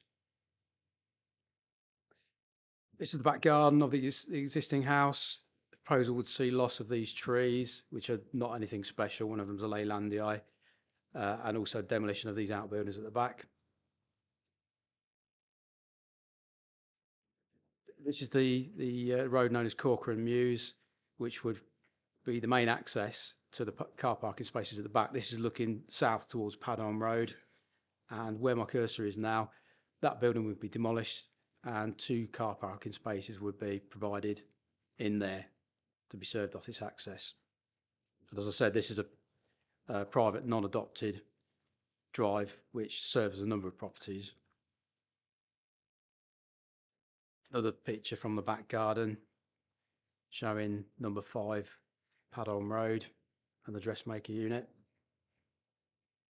Just slightly a different angle showing the back of the dressmaker premises. So I'm just going to go back to the Padon Road view. In terms of our evaluation of this, so in principle, because it's in the urban area, creation of a new dwelling is acceptable, obviously subject to all other material considerations. Also, because this has had a commercial use previously, there is that fallback position that even though it's slightly not within the local retail area of Eastfield Road, because it's had a commercial use permitted previously, in principle, there's no objection to continued commercial use of some sort. Although again, that would have to be subject to all other material considerations. So in terms of all the other issues relating to this site, I think they actually form the reasons for refusal that we're recommending. One of those is in terms of the character of the area. Officers feel that this is what you might call a contrived development, trying to squeeze too much onto a very tight site. Although aesthetically there's not particularly an issue with filling in this gap, retaining the building line and reach height and eaves height. The various different elements of it don't work very well in design terms. And as I say, it just constitutes overdevelopment of a very tight site. And one of those issues that it would create is an adverse impact on the amenities of the residents of the existing house. And that will be through the subdivision of the back garden. So this would be the boundary fence between the 2 properties. It would need to be a fairly high fence for it to give any kind of privacy to either side. The result of that is the kitchen dining area main window will be looking out on a possibly a 1.8, 2.2 metre fence within very close proximity. So that will be overbearing, loss of light. So that forms one of the reasons for refusal. Third reason also relates to amenity, and this is to do with the shop unit itself. No defined end user has been specified in the application, and that information has been requested, but it hasn't been forthcoming. So what they're applying for here is an open retail use. So it could be anything, any kind of shop. It could be a very intensively used corner shop, or it could be the type of place where you get the odd person in every now and again. And that gives rise to potential amenity issues given the close proximity with number 5 and their front window. From pedestrians, people coming and going, deliveries, etc. Also, the retail bins are proposed in this front garden area of number 1 Padon Road. So basically they'd be looking out their front window onto some trade bins, which is not only aesthetically not very nice, you've got all the other issues associated with bins. And then there's, I think I might have said deliveries, conflicting, movement, noise disturbance from deliveries, which would have to be at the front here because there just isn't the facility to make deliveries at the back. So the fourth reason for refusal relates to highways issues. So there's insufficient parking here in terms of the parking standards in the local plan, which say you should have 2 parking spaces per dwelling if it's a 2-bed dwelling. These are both 2-bed dwellings, or they would be. So there's only 3 overall. You've got double yellow lines along Padham Road itself. So there's not really anywhere for deliveries to be made. You also got the issue of people stopping and parking potentially on double yellow lines. In addition to that, the access itself is inadequate, and it's already inadequate, already serves a number of properties, and this would exacerbate that by, with the creation of these 2 parking spaces here, you'd have more vehicles going in and out of there, conflicting movements with pedestrians, vehicles, etc. So contrary to policy LP13 in terms of highway safety and parking. So in conclusion, this is recommended for refusal for the reasons that I've just set out. Thank you, Chairman.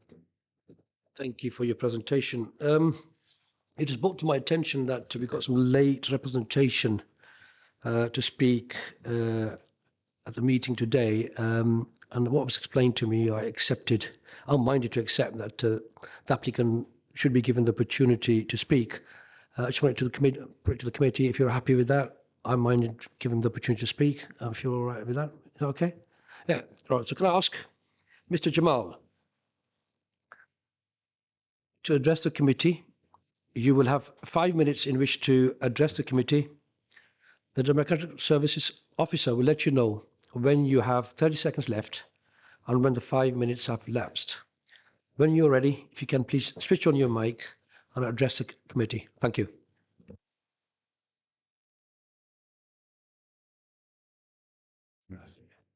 Okay, hi. Yeah, so before I present my case, I'd like to begin by saying the proposal that we are putting forward, albeit with minor alterations, has previously been approved. This is contained in the pack, which confirms that. So the premises that we're looking to change is the retail unit, which is next to number 1 Padham Road and number 5 Padham Road. There is no number 3 Padham Road, so I just thought I'd bring that to your attention.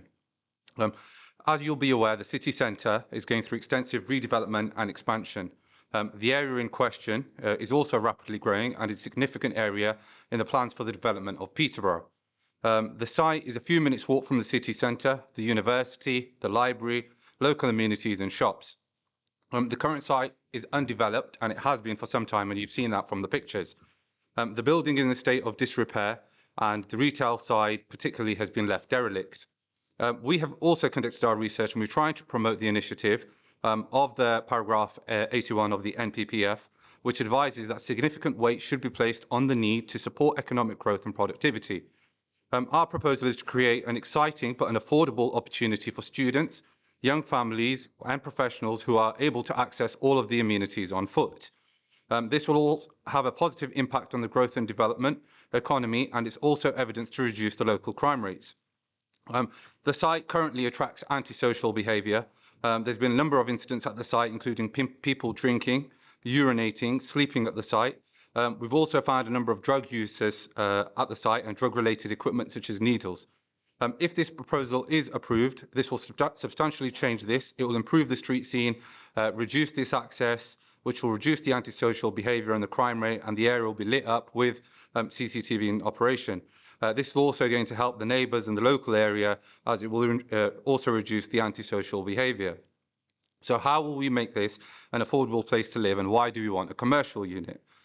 We could have gone for a different planning route, and having met the planning officer at the site, she did say you do have space to develop at this site.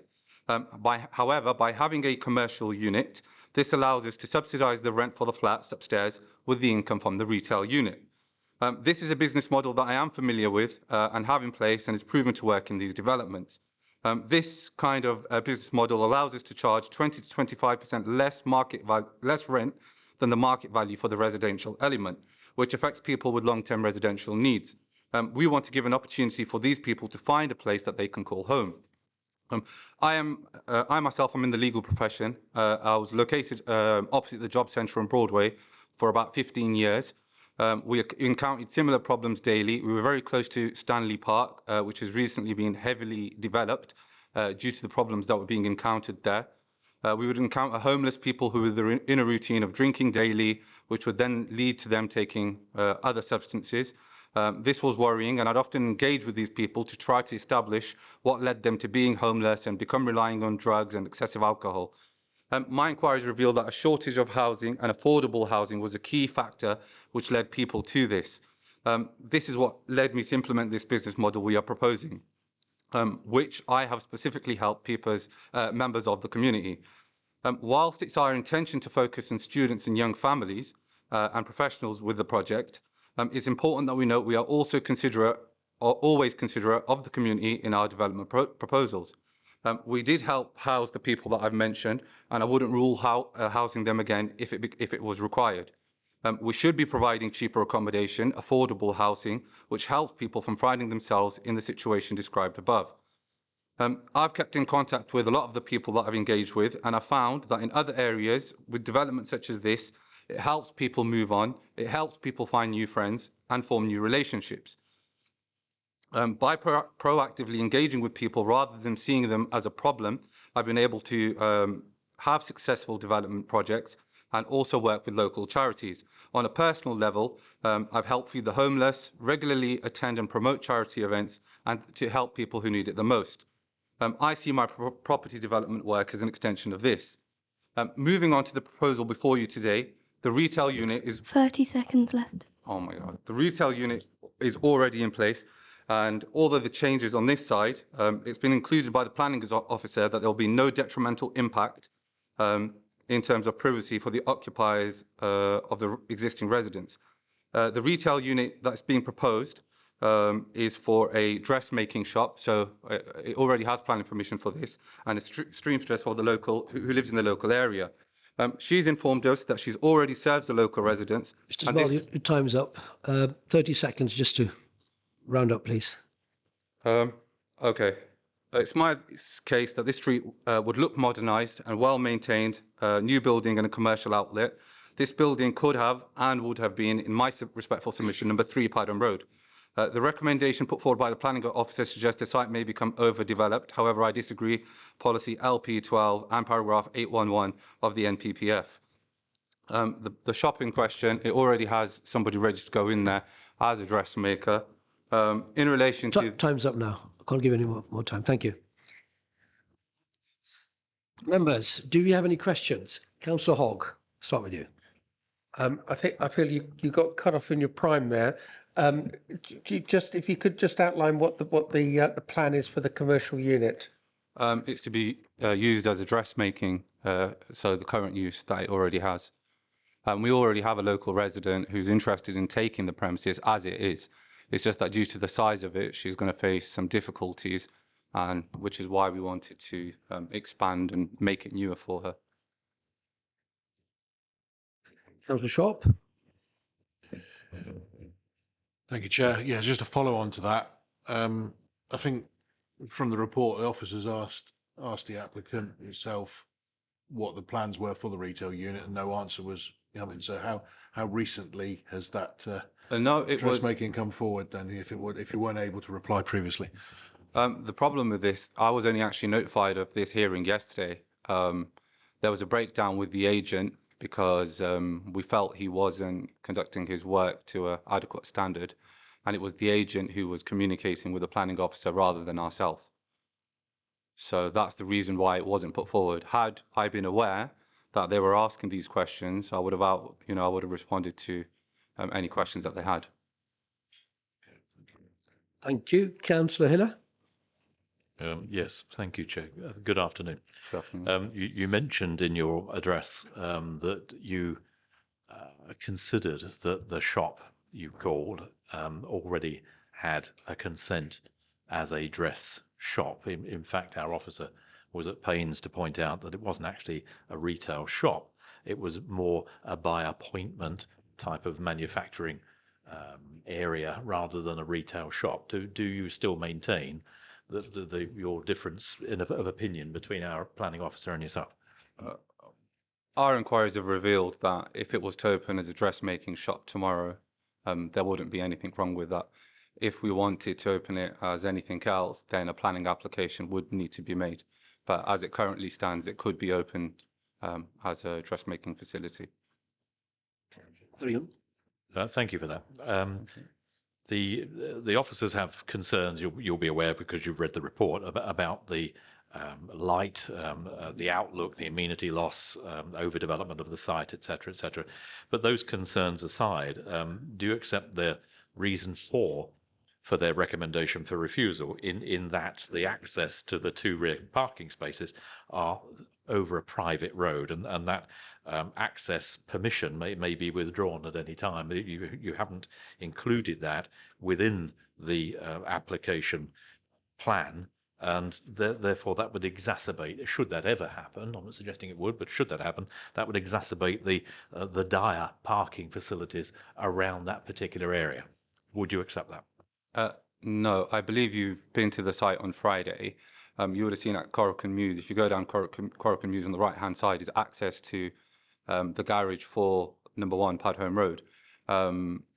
I've had a look at the land registry title deeds, and there is actually a right of access or a right of way. I have the land registry deed with me, albeit written in Old English, and also on the title plan it does state that where the area is marked yellow, number 1 Padham Road, whatever, could have access to that. And I also have the plan which confirms that. So the right of access is there, and I don't foresee that being a problem. Thank you, Councillor. Councillor Jamil? Thank you. Just coming back to these dressmakers, can you just put a bit more clarification on it? Is it going to be like we suggested? It's going to be like a shop? Is it going to open? Is it going to be appointments only? Just sort of get that confusion out of my head for me, please. Yeah. So the lady who's approached us, she does. The actual premises at the moment has quite large enough in order for her to conduct her work, carry out her work. But she's just looking for a commercial unit rather than doing it from home. She will be at the shop, normal office hours from 9 to 5. However, I don't foresee there being a lot of customers visiting the shop at any one time. The car parking provision, that was just used for the planning application. Its intended use is for her to come, park her car, go to work for the day between 9 and 5, and then when she leaves, just, drive home. But yeah, in response to your question, she'll be working from there. Councillor Allen? Thank you, Chair. Two things. One was the aspect for if it's changed, the aspect for the kitchen looking out onto a fence. Is there any way that it could be redesigned? That's first part. Yep. I'll let you answer that and then come back. Yes. Again, due to the breakdown of the instructing agent that we instructed, it's quite simple that the window which is looking to the fence could just be looking into the garden. So it's really as simple as that. Okay, and secondly, if we are looking at a dressmaker's unit or an artisan type business, Yes. are you actually going to need commercial bins stuck at the front of the window of Number one, no, not at all, which is what I was going to go on to that, but obviously I ran out of time because I talked too much. But no, there wouldn't be a need for it. But the garden, the plans are quite deceitful because it is quite a large garden. But no, it won't require normal commercial bins. There won't be like waste which is attracting rodents or anything of that. It'll only be a little bit of waste, and that's just probably going to be garments from clothing and so on. Thank you. Councillor Hiller? Yes, thank you, Chair. Where are this person's customers going to park, given the double yellow lines and the parking restrictions in that area? Well, the lady lives very close to the shop in question, or the premises in question. She advises that a lot of her customers are already based around that area. Given the type of business it is, we don't anticipate a lot of people coming and driving there. It's generally, I'm not saying people are not going to come there and drive.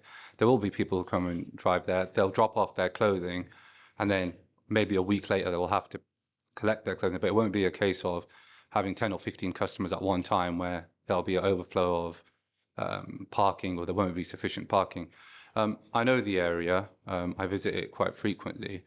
And the issues with the parking generally arise after people have finished work, which is 6 p.m. onwards. But throughout the day, office hours is generally quite quiet. I was more concerned with the parking restrictions in that they are double yellow lined on both sides of that road. fairly uncompromising, in all honesty. You said that single space was for the owner, the runner of the business, the manager of the business, to park their own vehicle. How do people, even dropping stuff off and picking stuff, how do they park legally? How do they park legally around that? Well, as you've seen from the plans, there's also 2 parking spaces at the back. Now, I manage and have other properties which are located around Peterborough, which have no off-street or on-street parking. Like, for example, the first application that you heard at Park Road, I have 2 commercial premises downstairs, 3 flats upstairs, no parking on site. Another premises on Lincoln Road, again, no off-street parking, 3 flats upstairs. So when I look for the tenants, I'm looking for people who don't drive. I mean, I'm trying to promote the greener, for people traveling to work by bicycle, by walking, less cars, less pollution. My 11-year-old, she's always promoting the need for a cleaner environment, and it's important for me to set an example for this. So I'm hoping that the tenants that I do find, well, as I've outlined from the outset, it's students that I'm looking for who'll be walking to the university, which is literally up the road. I mean, the highway officer on the first application, he summarized it excellently in when he said that we're looking for less cars in the city centre. We want to promote a greener Peterborough, and that's what I'm looking to work towards too. I think there was a statement provided with the planning application which stated that, but I'm unsure because I don't have sight of that in front of me at the moment. If I might, Chair, laudable aspirations, certainly. Your choice and filtering of the credentials and the car driving abilities or otherwise of your potential future tenants, but you are obliged via planning policy to provide parking spaces for those residential units, which I'm assuming, given the contrived positioning of those spaces, that customers wouldn't necessarily want to drive down a very narrow Corcoran Mews, whatever it's called, to park their vehicles. I'm concerned, patently. I'm concerned from a planning point of view how you expect customers to park legally outside a commercial, outside a retail premises. You haven't answered that question. It's difficult for me to foresee that or answer that question, but I will say that throughout the whole of Peterborough, I've not come across a situation where there's a commercial unit which has not been manageable for people walking past and so on. The area in question is very, very close to the city centre. It's a few-minute walk to the passport office. So with the first application that you heard, I noted, I did try to make notes. I think it was the core area of Peterborough. I think this is very, very close to the core area of Peterborough. Had it been, a few meters or so on more towards town, then none of this would be relevant. You wouldn't even have been asking me these questions because no parking is required. But it isn't, and I am. Yes, I understand. It's the policy is very different for city centre. Of course. Core. This isn't. So that's why I'm asking those questions. So to suggest to me that it's very close, therefore, it doesn't really work like that, does it? No. But You'll admit, I'm sure. Yes. However, there is other parking around the area. There's a large car park about a minute or 2 walk away. I don't know the name of the car park, but it's on Dickens Street. And as you've seen, there's a number of other commercial units there, and they're managing okay there, that there's ample parking. But other than the double yellow lines outside the premises, further along, there is a large number of parking spaces available. And as I previously said, it only tends to get busy when people finish work after 5 or 6 p.m. So I'd ask you to just take that into consideration when making your decision. Thank you. Thank you. Councillor Hussain. Sorry, I just wanted to touch on you mentioned about reduced rent, and you have a business model for that, about making it affordable living, and that could you touch on? You say you've done that before. Yeah, I've mentioned some of the properties. That I already have. I'm aware of what the market rent is. Obviously, it's a Can I high. just interrupt? Councillor saying that's not a planning question. No. You want to ask any other questions? In regards to parking, would you consider, I mean, there's a parking space in the front. Would you be able to switch them around or not? As in for customers? Would that be? Oh, yeah. I thought that would have been relatively obvious. Forgive me if I didn't make that point, but yeah. So the aim for the shop owner is to, while she's at work, to park her vehicle via Corrican Mews to the access where the garage is currently located, and the existing parking use to be used for people visiting the shop. Thank you. Councillor Sharp? Thank you, Chair.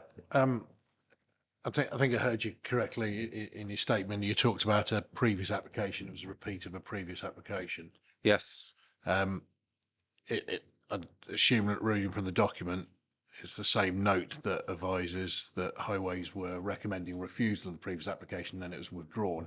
So my question is I'm interested as have you considered or did you make any changes to that previous application in light of that refusal, or have you submitted as is?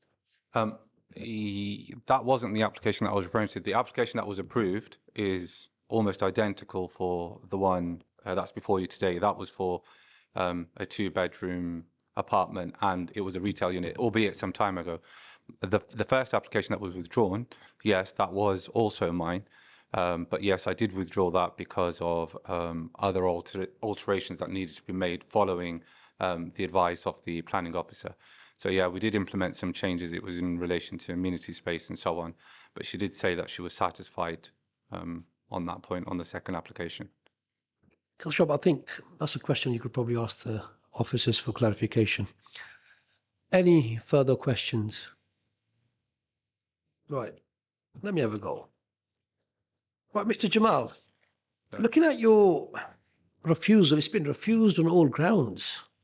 I mean, both officers are saying that it's not within the character. Officers saying that highways have issues about parking. And you, in your statement, have said that you've broke down in communication with your architect. Wouldn't you have thought that, considering that it's not going the right way and you didn't have the right architect, that you withdrew the application and instructed somebody who's competent and addressed all the issues that were concerned and make a fresh application? I was following this application on the Peterborough Planning portal, and the only objection that was received was from Highways. I followed all the other, I don't know what they're called, but like the tree archaeologists and so on, and they all, nobody else had any objections. In relation to the council saying that it was overcrowded and so on, I quickly did review the policies that she referred to, like, was it LP 17 or paragraph 81 of the NPFF? And I don't know it on the top of my head, but if I can refer to it, I could interpret that very different to the way she's outlined it, in the fact that if I would say if a layperson was to read that paragraph 81, they would actually support this application. Now, I've been on site on Friday. It's on the corner, more or less on the corner, isn't it?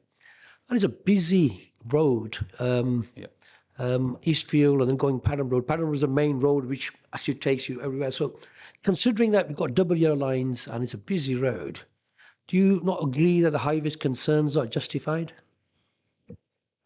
No, I accept that they have concerns. With all due respect, it's not actually on the corner. On the corner is the post office, far busier shop, a lot of people are visiting that post office. Then there's a couple of other flats, residential flats, and then you've got Corrican Mews, and then it's our building. So actually, I would say it's a lot safer because people visiting the site, albeit not many people, they have the option to turn into Corrican Mews, park their vehicle again when they're exiting Corrican Mews. They'll have a full sight of the road ahead. So again, with all due respect. I would disagree with that. But, okay, last question. Yeah. the officer's saying that you've got a very tight site and the development is overdevelopment. Okay. What do you have to say to that? There's a number of other properties, units, and so on, which have been approved, which are far more contrived than this. 160 Padham Road. I know it's not relevant to this case. I think there's about 7 or 8 commercial units, 7 one-bedroom apartments. I think it's been changed to 6 now. Far more contrived, far more overdeveloped, and all around Peterborough. I mean, you said on the first application that considering the amount of residential development that's ongoing, there's a need for commercial as well. Considering how closely located we are to town, I accept that, I appreciate that. I mean, I could have just gone for a residential, make it number 3 Padham Road, but I wanted to, you know, I understand that, and that's why I've taken this route. Thank you. Any more questions? No. You could take a seat in the gallery now. Thank you. Right, members, questions for officers. Councillor Hogg. Just to clarify this parking situation, so that there's double yellow lines outside of the property, but there is a parking base that ends at the kind of the property itself. At number 5, there's a parking bay that extends to the rest of the road. What are the restrictions on that parking bay? Is it residents only? 6 p.m. and 8 a.m. or 30 minutes no return within 1 hour between 8 a.m. and 6 p.m. So essentially during the daytime, a retail customer, if there is a space, could park there for half an hour. Yeah, if so as the gentleman's just said, essentially the customers are looking to drop stuff off and maybe have a fitting, but probably not something that's going to last more than half an hour, I would guess. So I think that there is an element of sufficient parking for the retail customers in that respect. What's your response to that? My response is we responded, my colleague Hossein, on the 13th of March 2023, which is 4 months ago. We didn't object. We asked for additional information. So you've had 4 months to provide us a parking survey to assess the availability of on-street parking spaces to back your application. You said that you only knew about this case was coming to here yesterday.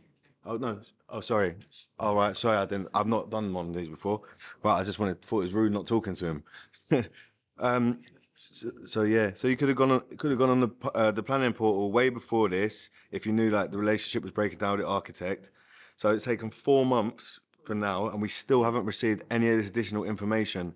The double yellow lines are 165 meters, which says to me, not knowing the history of why the TRO was put in place, it's something detrimental to highway safety if it needs to be 165 meters long.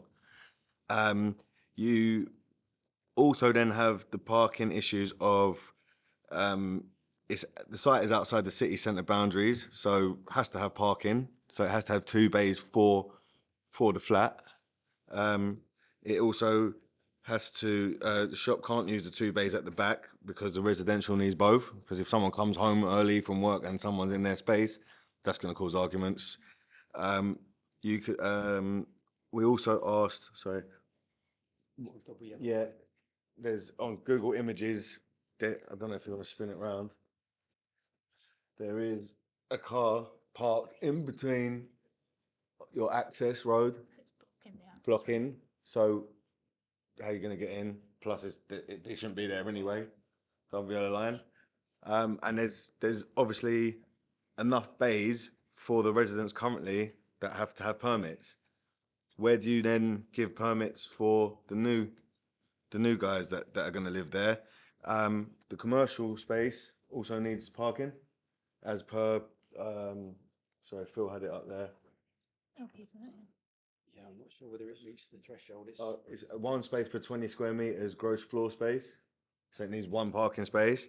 Don't think that it was proposed in the gap there, was it? Again, how then, if you park there, how am I going to get in my front door? If you can see there, the hallway, if I'm in a wheelchair or whatever, I've got to squeeze through that gap, or it's just not, it's not feasible. in terms of parking, but that's why we gave you the opportunity to provide us a parking survey so that we can make an informed decision rather than I think it was just to prove that you couldn't prove that you could park. Yeah, so, and that's why on that grounds, we haven't actually objected it. We've asked for more information 4 months ago. Okay, so what I understand is that you're asking for a parking survey that didn't come to you guys, and then you've made a decision on that. Okay, any more questions? Councillor Sharp. Yes, just more for Phil. You mentioned the boundary, the new boundary segregation in the back gardens and the distance from, or the impairment to the amenity from, I think it was the dining room, or whatever you said. What is that distance from the building to the fence from property number 1? So, yeah. I just because I think you refer in the report somewhere to have been guidance being minimum 1.8. So I just wondered what it actually is in relation to that 1.8 metres, whether it's factually within it or whether it's conjecture. If you don't have the dimension, then right. Say about 1.5 metres. So it's you're implying in the report that it's less than 1.8. Is that what you're saying? Because it doesn't state that. So I'm just trying to establish whether it's factually in breach or not. Yeah, I mean, I could scale it off for you, but I'm thinking this is probably about 1.5. The fence will be, I would imagine. What's the wood doors 900 mil normally? Yeah, so we're talking just over a metre. Between 1 metre and 1.5 metres, the fence would be a minimum, would need to be a minimum of 1.8 metres to preserve the privacy. And I've assumed it's less, it's just the report doesn't clearly state that it doesn't comply, that's all. Yeah, and then you've got a dining room here. The kitchen's got a window there, but the only light to the dining room is through this window here, which, would look out. So you're saying it's actually non-compliant, so that's fine, thank you. Yep. Any more questions?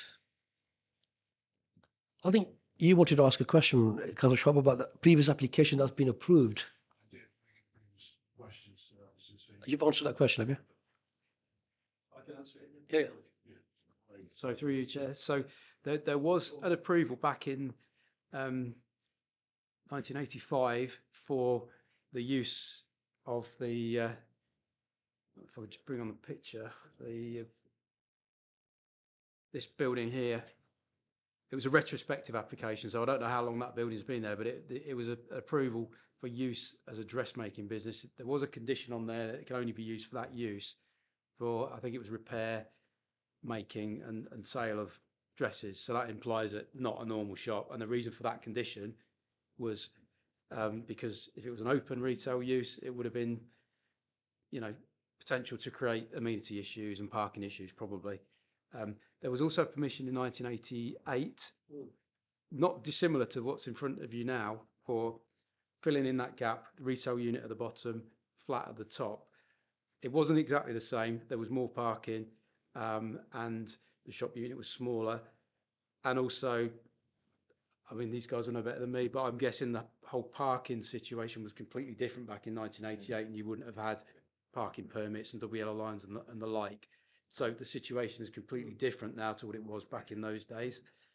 The previously withdrawn application, I was just looking at the plans, and there's very little difference, what I can see, from the previously withdrawn application. And the main difference seems to be around the boundary treatment.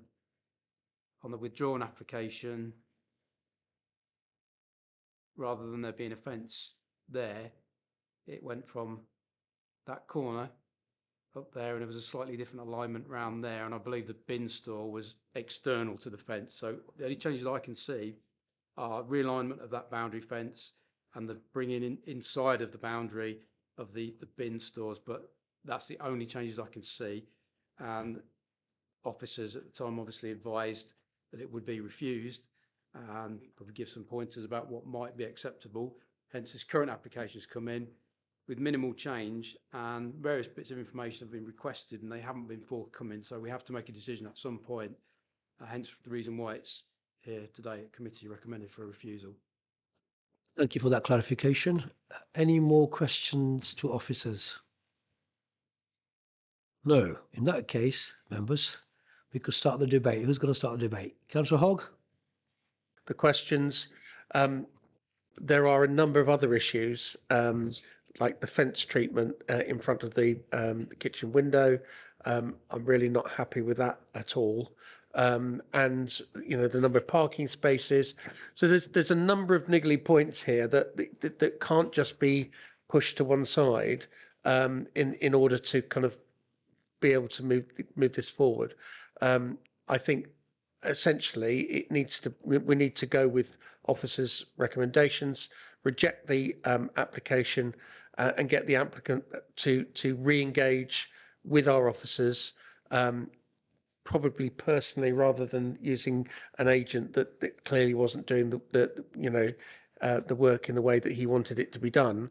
And hopefully we can bring it across the line for him in that way, that, you know, by talking sensibly with officers, we can get a solution that works for everybody.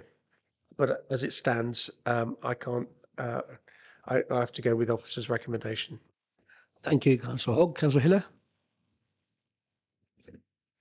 Yeah, thank you, Joe. I broadly agree with Councillor Hogg, his summary of the situation that the applicant finds himself in. In as much on Friday, in as much as I found the Garton End Road an attractive proposition, I was quite the negative with this, I'm afraid. I agree with our officers. I think it is a contrived potential development. I think it's overdevelopment of the site, the amenity loss that Councillor Hogg alluded to regarding that window in looking into a fence. The width of that corridor is sort of door width, so that's well under the width that it perhaps should be. But my biggest concern, Chair, is the parking facilities or lack of them. You know, it's all very well saying, well, okay, you can park just up the road. It's not a problem. Well, it is a problem, because if I'm a resident of that particular road and I've got a parking permit, to see regularly customers of any facility that's being created there parking in my residence only parking slot without a resident parking permit, I would be mighty peeved, I think, by that. The alternative is double yellow lines, and you know, as our highways officer has expertly outlined, you know, the double yellow lines are there for a reason.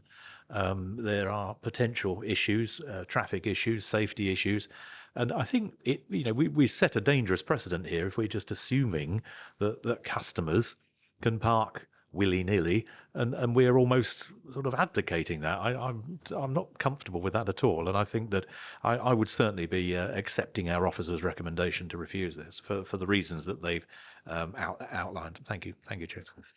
Thank you, Councillor Hiller. Any more debate? Right, we'll start with Councillor Warren and then Hogg. I think I'm going to echo most of the other sentiments. I have, when I looked at this application, I had concerns around the character of the property, how it's going to affect the landscape and how it's going to be, and the highways issues. You know, with knowing this area quite well and how frequent it is with traffic and understanding all that kind of property, I feel it's under overdevelopment with the highways issues, which is going to create a lot of concerns and a lot of issues with the highways. And with the applicant's address, I feel those issues were not addressed in what we have. I feel sympathy that he's had that breakup with the agent, but on the application that we've got right now, with the highways issues and the character of the property, I cannot approve his application and will go with officer's recommendations. Thank you, Councillor Warren. Councillor Hogg? I just wanted to clarify that the parking, although it is residential parking, that's residential from 6 p.m. onwards, and that during the day, people are able to park for half an hour without return within an hour. Is that what you've? No 1 hour in return. Yeah. So, but you need a survey of the space of the current usage to make sure that there is capacity there. That's why we asked for the survey, so that you can go, so that they'll get someone to sit there between the hours of 9 and 5 on 3 different days, and maybe a Saturday, and sit there and count the spaces every hour, every half an hour. So if there is 20 spaces available during that time, highways would be like, maybe they could park there, but you haven't given us any ammunition to help you. Thank you. Any further debate? Councillor Hussain, you want to say something? Sorry, thank you. Yeah, after listening to what Councillor Hogg said about parking, I think the survey would have been important and essential.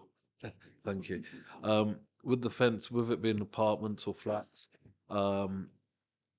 you know, I've seen other apartments where they have communal gardens. So for me, if tenants are going in there and they're okay with a communal garden, a fence wouldn't be a problem for me. There's no reason for a fence if they can have a communal garden. Parking, yeah, obviously it needs a survey.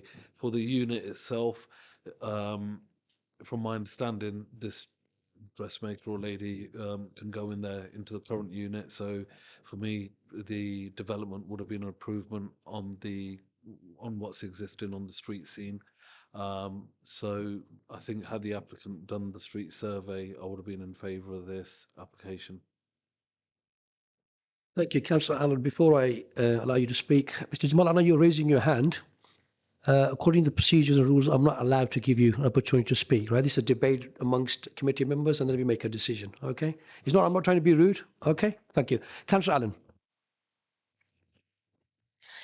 I'm with Councillor Hussain. I think if the planning comes back and they bring if they said that the business was an artisan business that only traded between certain hours, the residents' parking in that area is open. It's not bays, it's open to anyone. So again, if the parking survey was taken place, and I think it would be a communal garden, there could be improvements made to this planning application. So let's hope it comes back with a bit more sympathy. Councillor Jamil. Thank you, Chair. I'm actually quite disappointed that a company such as PDG Architects have put in an application that's half-baked, incomplete, and then let the applicant down, at the last minute. Now, I don't know whatever the reasons were. Now, this has the potential to be something good. I just don't think what we have before us today is that application. And it's not just the parking, it's only, the effect of the people who are actually going to have to live there as well. To sit there and to have to see a fence so close. And I just think a redoing of what's on there, and if the applicant comes back, then I would have said probably would get a better result. Any further debate?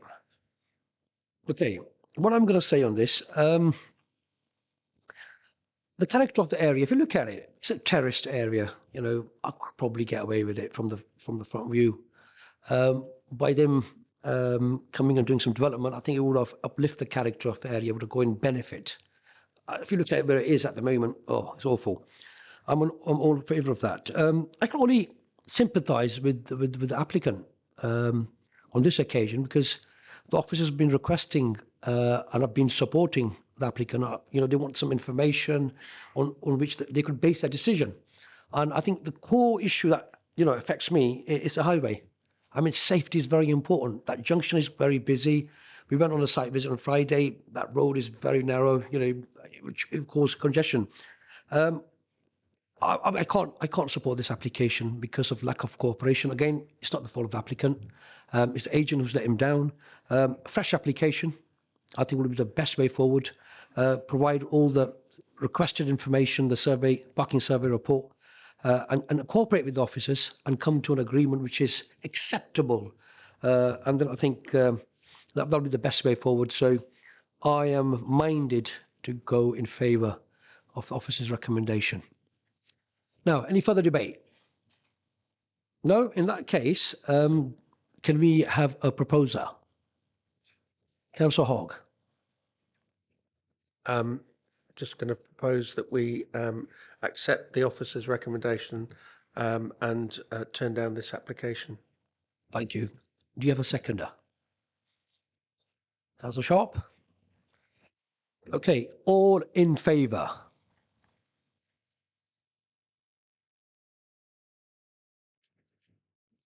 Against?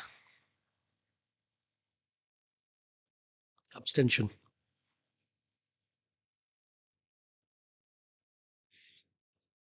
Right. Can I have the result then, please? Thank you, Chair. So that was 8 for, 3 abstentions, 0 against. So the application is refused in line with officer recommendations. Thank you. I think that's the end of our planning committee today. We've got a long day.